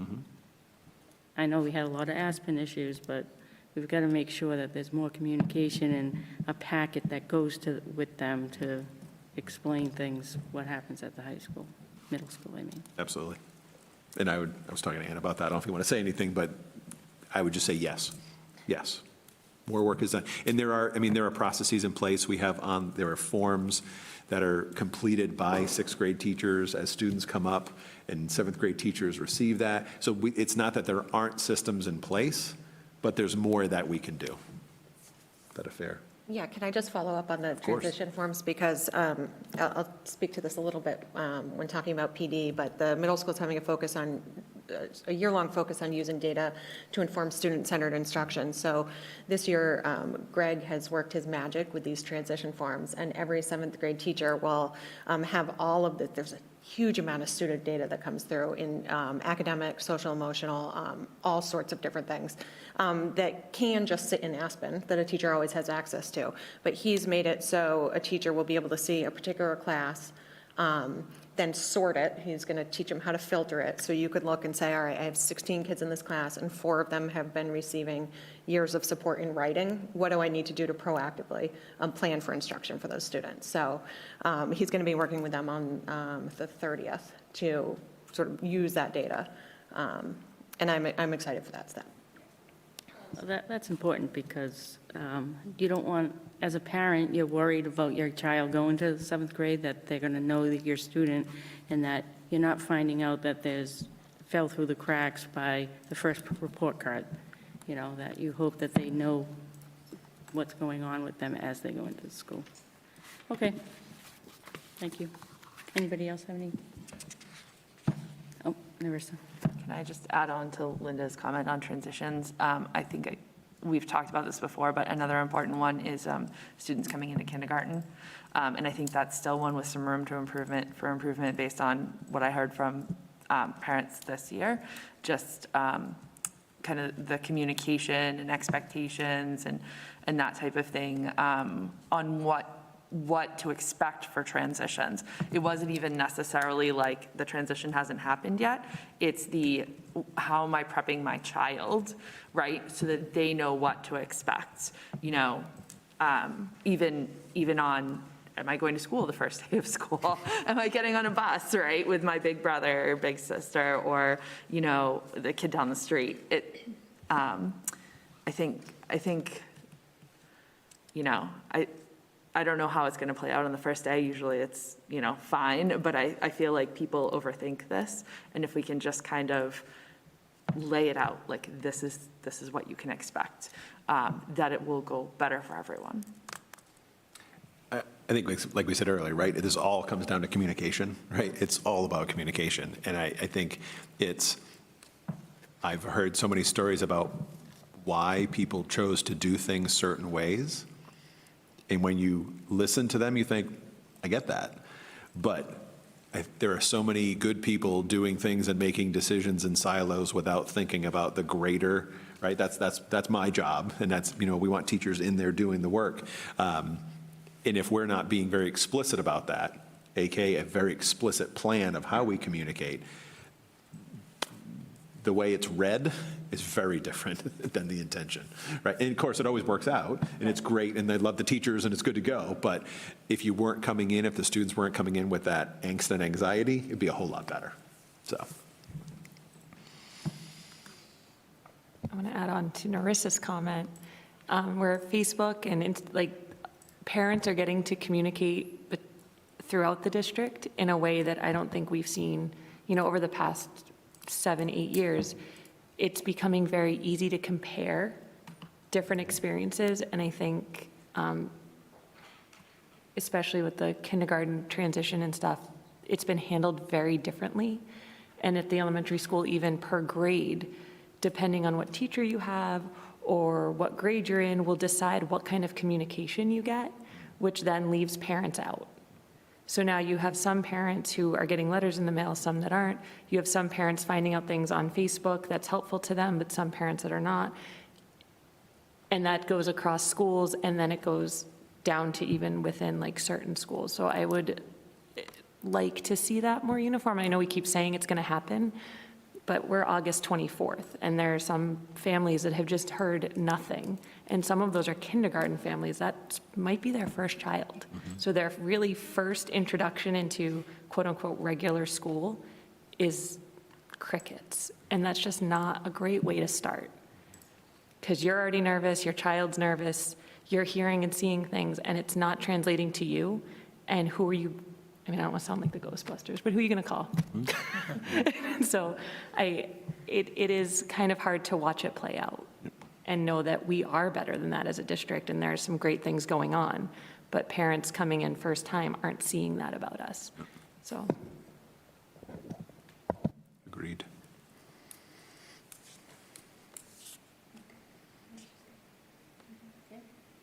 Moving on to number 2. Okay. Keep putting my glasses up and then I can't read. Developing the vision of the graduate, we've talked about that. We talked about 2B, continuing the work with implementing the history and social science frameworks. Ckla adoption, again, implementing K through 5 this year, piloting 6 through 8. And again, it is, what's the name of the program? Ckla, what's the program? I'm blanking on the name of the. No, the program is called CKLA. I know, but the mothership is called. Oh, wait, Amplify. Amplify. The mothership. So in 6 through 8, it's just called Amplify. In K through 5, it's Amplifies CKLA. So it is the same program, but just so that you're aware of that. It obviously confuses me, so I assume it confuses you. We've talked about the environmental pathway at the high school. That's coming along swimmingly. TEF has spent some money with some setup costs. There's something that our science department is getting, a something spectrophotometer. I know Dr. Lathrop was super excited about it. It's something a lot of high schools don't have. So we are getting a flux capacitor, and we're off to the races. So it is, great energy with TEF, and I feel like if we can launch this pathway well, there's energy to is it a visual and performing arts pathway? Is it a mathematics pathway? Is it you name it? So more work to be done there, but again, to continue to explore other opportunities for students who learn differently or need to be challenged. Chromebook, the focus for this coming year is we've got to fund year 2, and then next year we've got to fund year 3, and then the following year we've got to fund year 4, and then we have a Chromebook plan that is is solid and sustainable, and we got away from the reaction of coming out in COVID, and it gives us a long-term solution. So, objective 2, any questions there? Moving on to 3. We need to continue to address chronic absenteeism. We now have our wellness coordinator, who really is, she's like an aggregator of supports. The amount of work that she's done to provide all these supports and resources, and it's been phenomenal. So we continue to see challenges with absenteeism, and we continue to work on that. Civics continues to be a focus. Continue to adjust those and provide wellness supports. 3D and 3E, I want to point out, we have previously been an ALICE district, obviously with Uvalde and other areas and other schools where shootings have happened. This is on everyone's mind. We were ready to launch, as you know, ALICE drills that spring of COVID. In working with our police chiefs, they all agree the more synthesized standard response protocol put out by I Love You Guys Foundation. I've shared this with you before, the genesis of the I Love You Guys Foundation. But that we'll be moving to that. We have a training for the standard response protocol on October 7th with our district safety committees.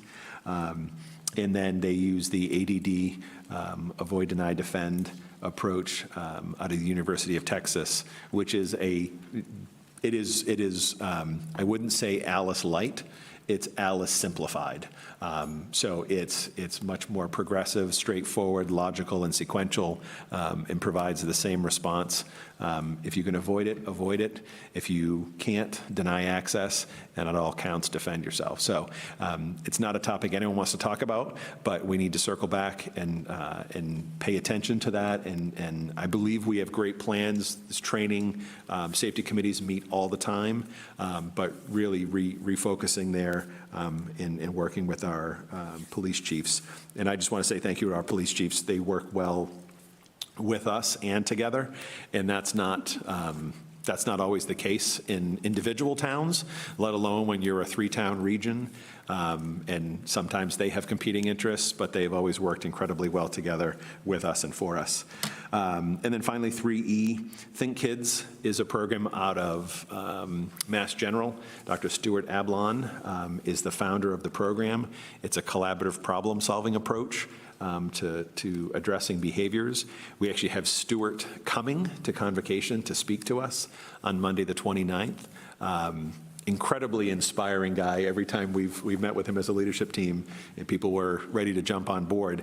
We've then contracted to train up to 100, I believe is the number, right?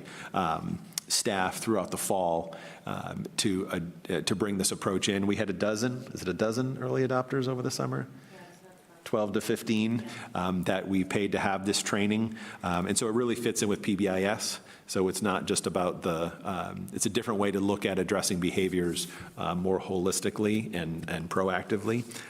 So I'm excited about that, starting that next week with Convocation, where the whole district will have a chance to hear from Dr. Ablon. Any questions on 3? Moving on to 4. So continuing the communication, again, that word appears throughout. Continuing the advocacy work specifically for this campus. We talked about the district marketing strategy and rebranding. To continue the work supporting the leadership team. And then 4E there, Greg is looking, or through Greg as a technology director, reestablishing the District Technology Advisory Committee. It's been several years since we had a committee. It's been very much reactive mode. Technology has been, how do we put devices in kids and teachers' hands and get them home and teach them, and half of them are here, half of them at home. So really going back towards a much more proactive, how do we use technology? What is the technology we have, and does it meet the needs that we have? So that will be established this year. Any questions on 4? Still going. And then on 5, up at the top, I adjusted the actual objective itself. So it's the same objective, but now it's to provide that high-quality instruction within a positive, supportive learning environment for all students, regardless of their race, color, sex, gender identity, religion, national origin, sexual orientation, age, political affiliation, or disability. So that work in 5A, as I said, one of the areas we spoke about is that this is not separate work. This is work that we do within all of our normal work. So this is about creating a culture of understanding of one another, and it's as much about black and white as it is about gender or nationality or religion, and being in the same space and being willing to listen to someone you disagree with. And that goes both ways, right? You could have we're in a predominantly, I would say, conservative area, and those who are in other mindsets need to be willing to hear and listen and empathize. And we talked at the retreat, and big supporter, big fan of Brene Brown, and she talks about empathy. And her quote was, "In order to empathize with someone's experience, you must be willing to believe them as they see it and not how you imagine their experience to be." So I think that's really the focus of the work, is that this isn't just about, all the trigger words that get people all riled up. This is just about empathizing with the human sitting to my left or my right, regardless of what their experience is, and listening and allowing them to be. So a lot more work on that. You'll hear more. I want you all involved in this work. Michael Eatman is going to be working individually with each of the teams in the schools, creating equity teams, and much more about that to come, but it's going to take a much more outward direction this year. Dress code, we talked about that, 5B. 5C, continuing to align the goals. And then 5D, really focusing on not just the advocacy of this campus and what the solution is, but working towards our capital planning and how we see that becoming a reality. Any questions? Narissa. I actually have a comment. One of the things that I don't see in this is math. And it's something that I hear about frequently, both for folks who are seeking tutoring for their students outside of the actual instruction provided in our schools. And I am not a huge fan of Mcas. I've made that clear before, but it's definitely something we hear about when Mcas scores come out. I feel like it's a gap, like it's missing, and I was just curious what the reason is for it not being included in here. Anna, do you want to talk to the work being done around math? Sure. So you're right, it's not in the plan, but there is certainly work being done. I think it's not just MCAS data that's shown that this is an area that we need to do some work in, but our local assessment data shows that as well. In the spring, I took a team to an instructional prioritization institute that was offered by the Department of Education, and we focused it on math. So it was a group of math specialists, myself, some building principals as well, and it actually worked with a focus on math and equity. And what we came to from that was we need to really develop and communicate a clear vision of what mathematics instruction is at Triton, and then put in the work to make that vision a reality. So we are reconvening. This was, I believe, when did we do? This was in May that group, so we weren't able to get back together before the end of the school year. We are convening in September. I hope to have this work supported as well by Susan Resnick, who's a mathematics consultant who we've been working with since we implemented Math in Focus. So it's definitely on my radar. It is, I think, it's certainly going to be a challenge to keep moving this forward as we implement a brand new ELA curriculum without burning anyone out or overwhelming them. So I'm going to be working really with the math specialists and the building administration to keep that focus. So the second part of that question is, why is it not in the plan? And the simple answer is because Brian forgot to put it in. We will be a new goal under number 2, right? And that's part of this, right? This isn't my plan alone. It's not our plan alone. This is your opportunity to put. So yes, we will draft a goal when it's posted under priority 2, objective 2, about that work. Thank you. Any other questions? Are you done talking? That sounded mean, didn't it, Erin? I just wanted to know if you were done. I am done. Pointed. I didn't mean that meanly. I just wanted to know if I had to make a motion. Would you like me to make a motion now? Should I ask Brian if he's done? I'll make a motion to approve the district strategy for improvement as presented, Can you say as amended? Because we're going to add a goal for math. as amended. I'll make the motion. Well, go ahead. I'll make the motion to approve the district strategy as amended. Second? Any discussion? All those in favor?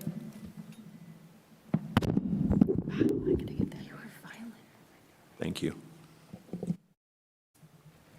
So the next item is professional development plan. The Director of Curriculum Instruction Assessment, Dr. Anna Bates, will provide an overview of the professional development plan for the 2022-2023 school year. Great. So the goal of this plan is to take everything in our district strategy for improvement, our school improvement plans, individuals, educator goals, and create a plan that really addresses all of those.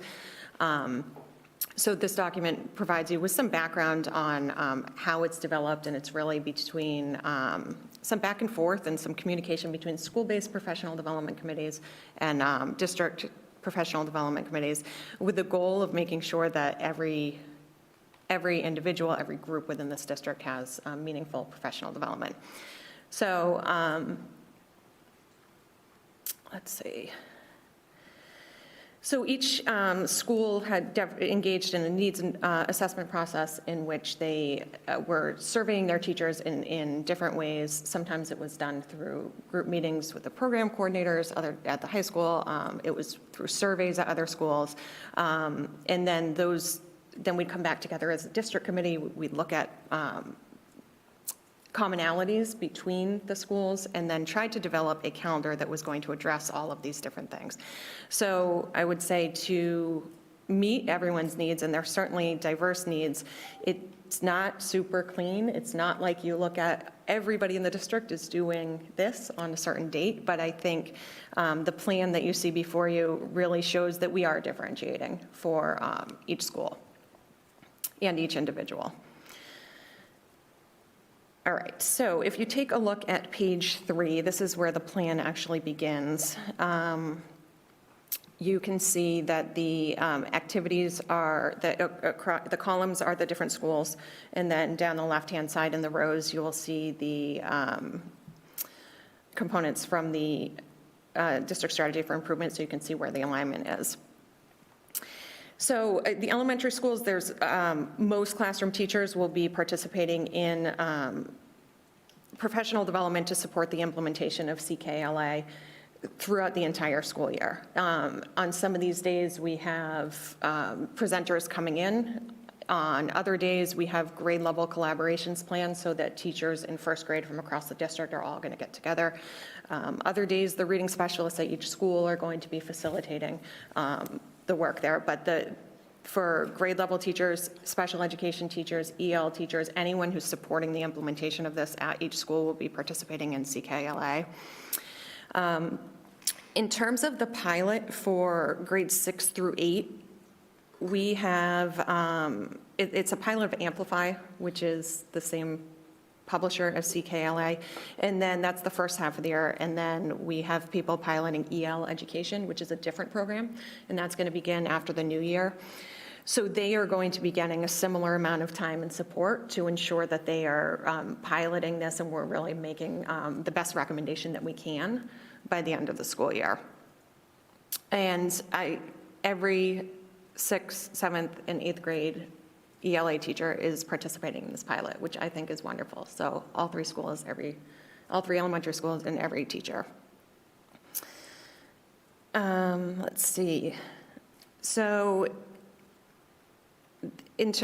I guess we'll take a look at the middle school right now. Their theme for the year is really about using data to drive student-centered instruction. Within that, that includes the analysis of special education data. And what does that mean for instruction? It includes using a writing prompt and the common writing assessment that we do in January. So that's their theme for the year. And then the high school is really looking at, for a larger theme, is placing students at the center of their learning.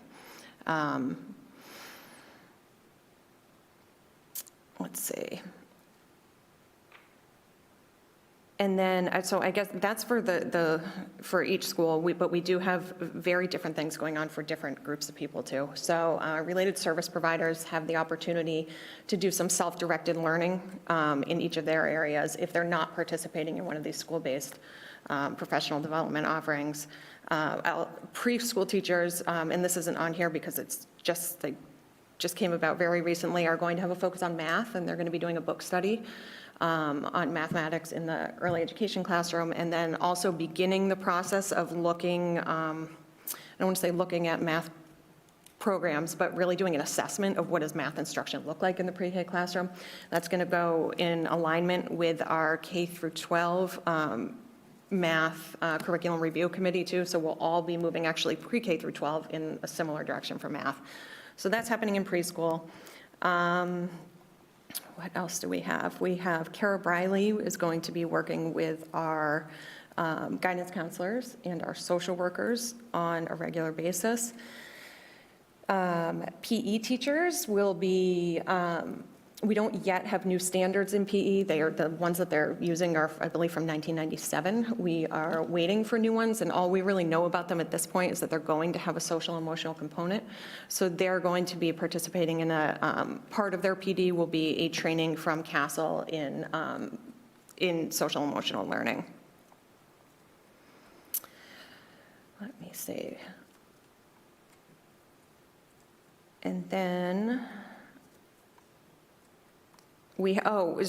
so Julie Benson, who's our new SEL teacher, is going to be running some professional development for instructional assistants in PATHs, the promoting alternative thinking strategies that we're using, so that they are familiar with, because the teachers will be in the classroom as she's teaching those, but the instructional assistants won't be familiar with it. So she's running PD for them in that program as well. So we also have a number of professional learning opportunities that are scheduled outside of those early release days. So the items in that chart are what happens on those days when teachers are in the buildings but are not teaching students.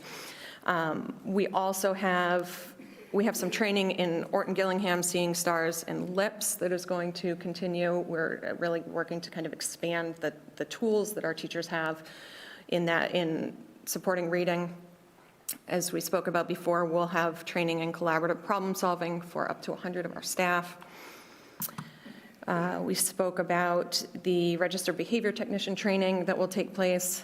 We have instructional coaching in mathematics and also in English language arts. So part of our implementation plan for Ckla is to have some on-site coaching. So they'll come out to the schools and be working directly with their teachers. And then we also have individual schools have used different structures in different ways to continue moving educator learning forward. They do this through data meetings, through PLCs, through staff meetings. It really varies by school, but it doesn't need to be on an early release day that the educators are engaged in professional learning. So lots of different stuff going on. I'm sorry if this sounds kind of all over the place, but I feel like it needs to be a little bit to make sure that everybody's really getting what they need. I'm happy to answer any questions about this. Does anybody have any questions? She already answered the one I had. Math, she hit it. Yep.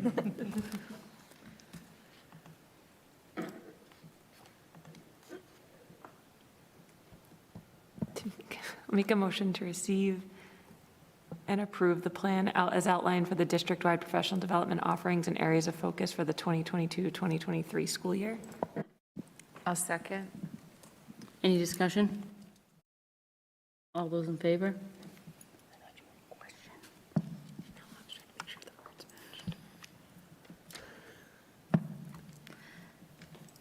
Thank you.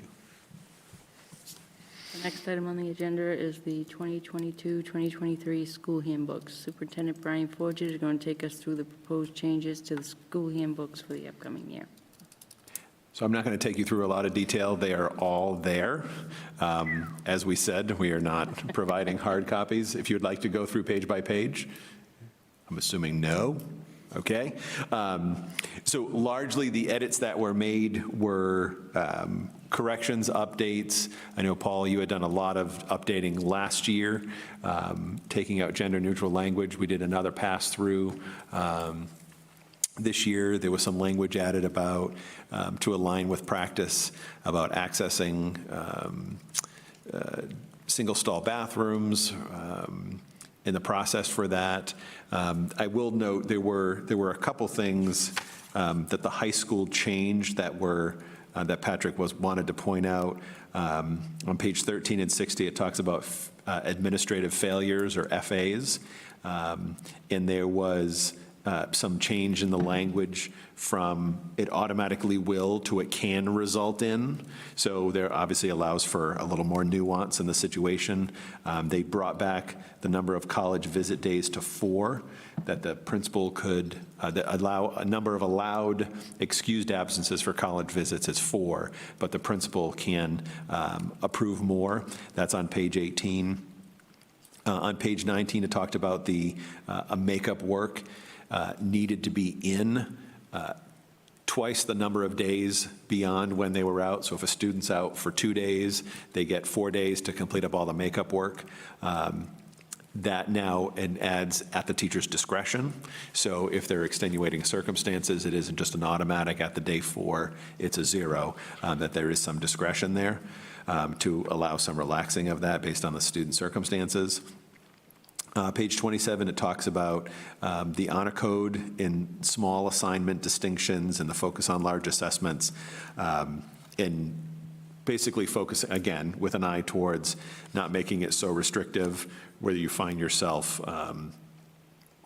stuck to a point where there is no way to claw back, right? We always want to give students an opportunity to redeem themselves and find redemption and have motivation to do that, rather than getting to a point where you're stuck and, oh, no reason to try anymore now.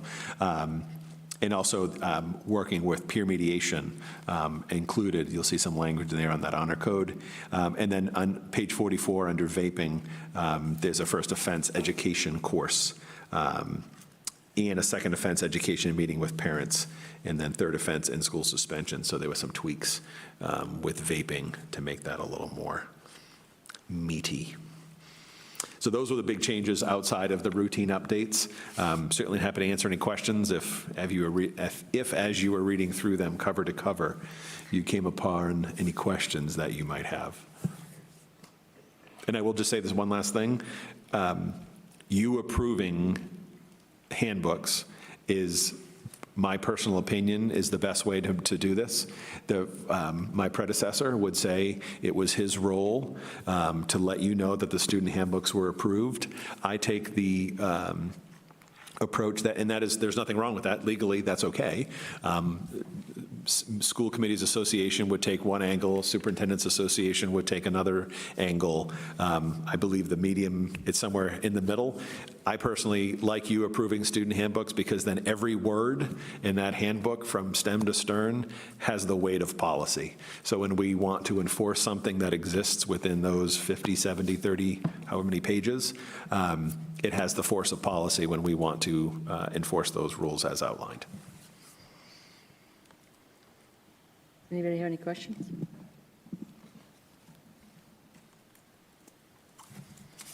Okay, can I have a motion to approve the 2022-2023 student handbooks as presented? I'll make a motion to approve the 2022-2023 student handbooks as presented. I'll second. Any discussion? All those in favor?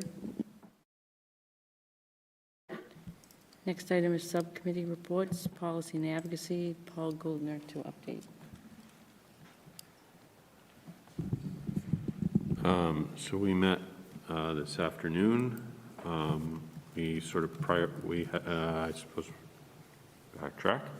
We met earlier this summer, and came up with a list of action items or items to address on the agenda this year, as well as reviewing some updates on equity in terms of LGBTQ access, sort of come from state level, and looking at our handbooks and seeing how we were aligning with some of those recommendations that were coming down. Recommendations. Mostly looking at what we had as saying that we have the non-discrimination clauses in our handbooks, and some of what was recommended we can't do. Some of it we're because of the structures of our buildings, some of it we have other avenues, but all in all, that our non-discrimination statement sort of covers us in a lot of ways. We met again today, primarily discussing next steps with advocacy with the building project, which will continue to be on our monthly agenda for the foreseeable future, and prioritizing some of the other items that we have on our policy agenda. I think some of the we're going to be establishing a cycle of policy updates this year, and we have policy updates coming for Section D, which are mostly going to be edits, but also there's some other policy things coming in terms of the superintendent's evaluation, harassment policies, and things like that. I think we're also going to be, we didn't put it on the agenda tonight, but we had looked at the ending time of our meetings, and we will be bringing some edits back to you on that to eliminate ending at 9:30 as something that we have to stop and pause and make note of. Okay. Anyway, our next meeting will be in September, be prior to our full committee meeting. Questions? Anybody else on the subcommittee want to say anything? Okay, I'm done then. The next is finance. Paul Mayette, update.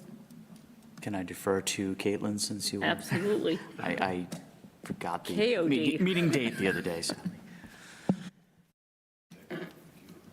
I am the victim of the cue. Well, as always, I just defer to Kyle anyway. So Kyle. We gave an update on the status of the FY22 year-end close. We're actually just about there and in good standing.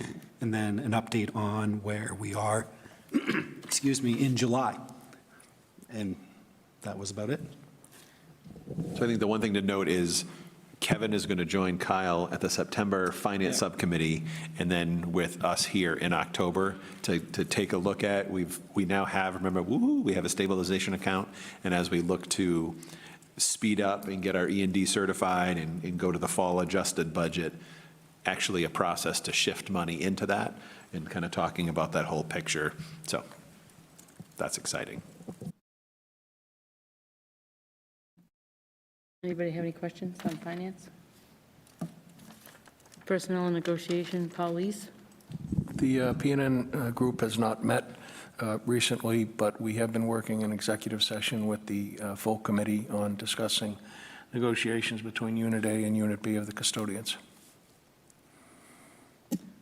Thank you, Paul. And that brings us to executive session. The committee is expected to go into executive session for the purpose of planning and conducting negotiations with union personnel, specifically the ASCII Unit A and B custodians, to return to open session. Can I have a motion to go into executive session for the purpose of planning for and conducting negotiations with union personnel, specifically the ASCII Unit A and B custodians, to return to open session? I'll make a motion to go into. Oh, good. I make a motion. She said the whole thing. You can just say, I'll make the motion. Can I have a second? Okay, sorry. Any discussion? Can we have a roll call vote? Paulise? Yes. Erin? Yes. Susanna? Yes? Paul Mayette? Yes. Paul Goldner? Yes. Matthew? Yes. Caitlin? Yes. Marissa? Yes? I'm a yes as well. Want us to test those mics, huh? So here's the question. We're kind of in executive session tonight, since there's no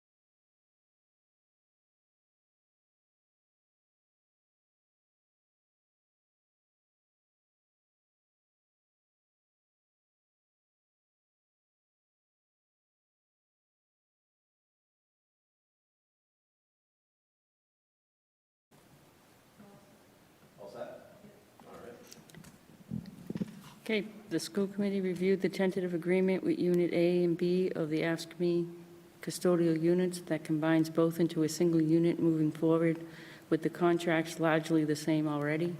The new 3-year agreement includes a salary correction in the first year for all unit members, and then includes a 2.5% increase for years 2 and 3. The agreement also established job descriptions for all unit members, which previously did not exist. Can I have a motion to approve the new 3-year agreement from July 1st, 2022 through June 30th, 2025 for the new combined facilities and custodial workers unit, formerly Unit A head custodians and Unit B custodians, with the draft job description and new agreement as presented? I'll make that motion. I'll second. Any discussion? All those in favor?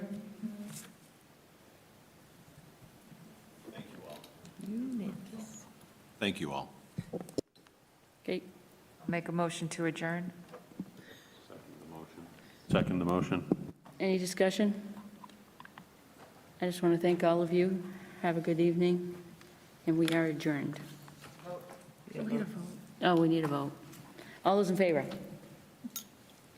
Okay, we are adjourned.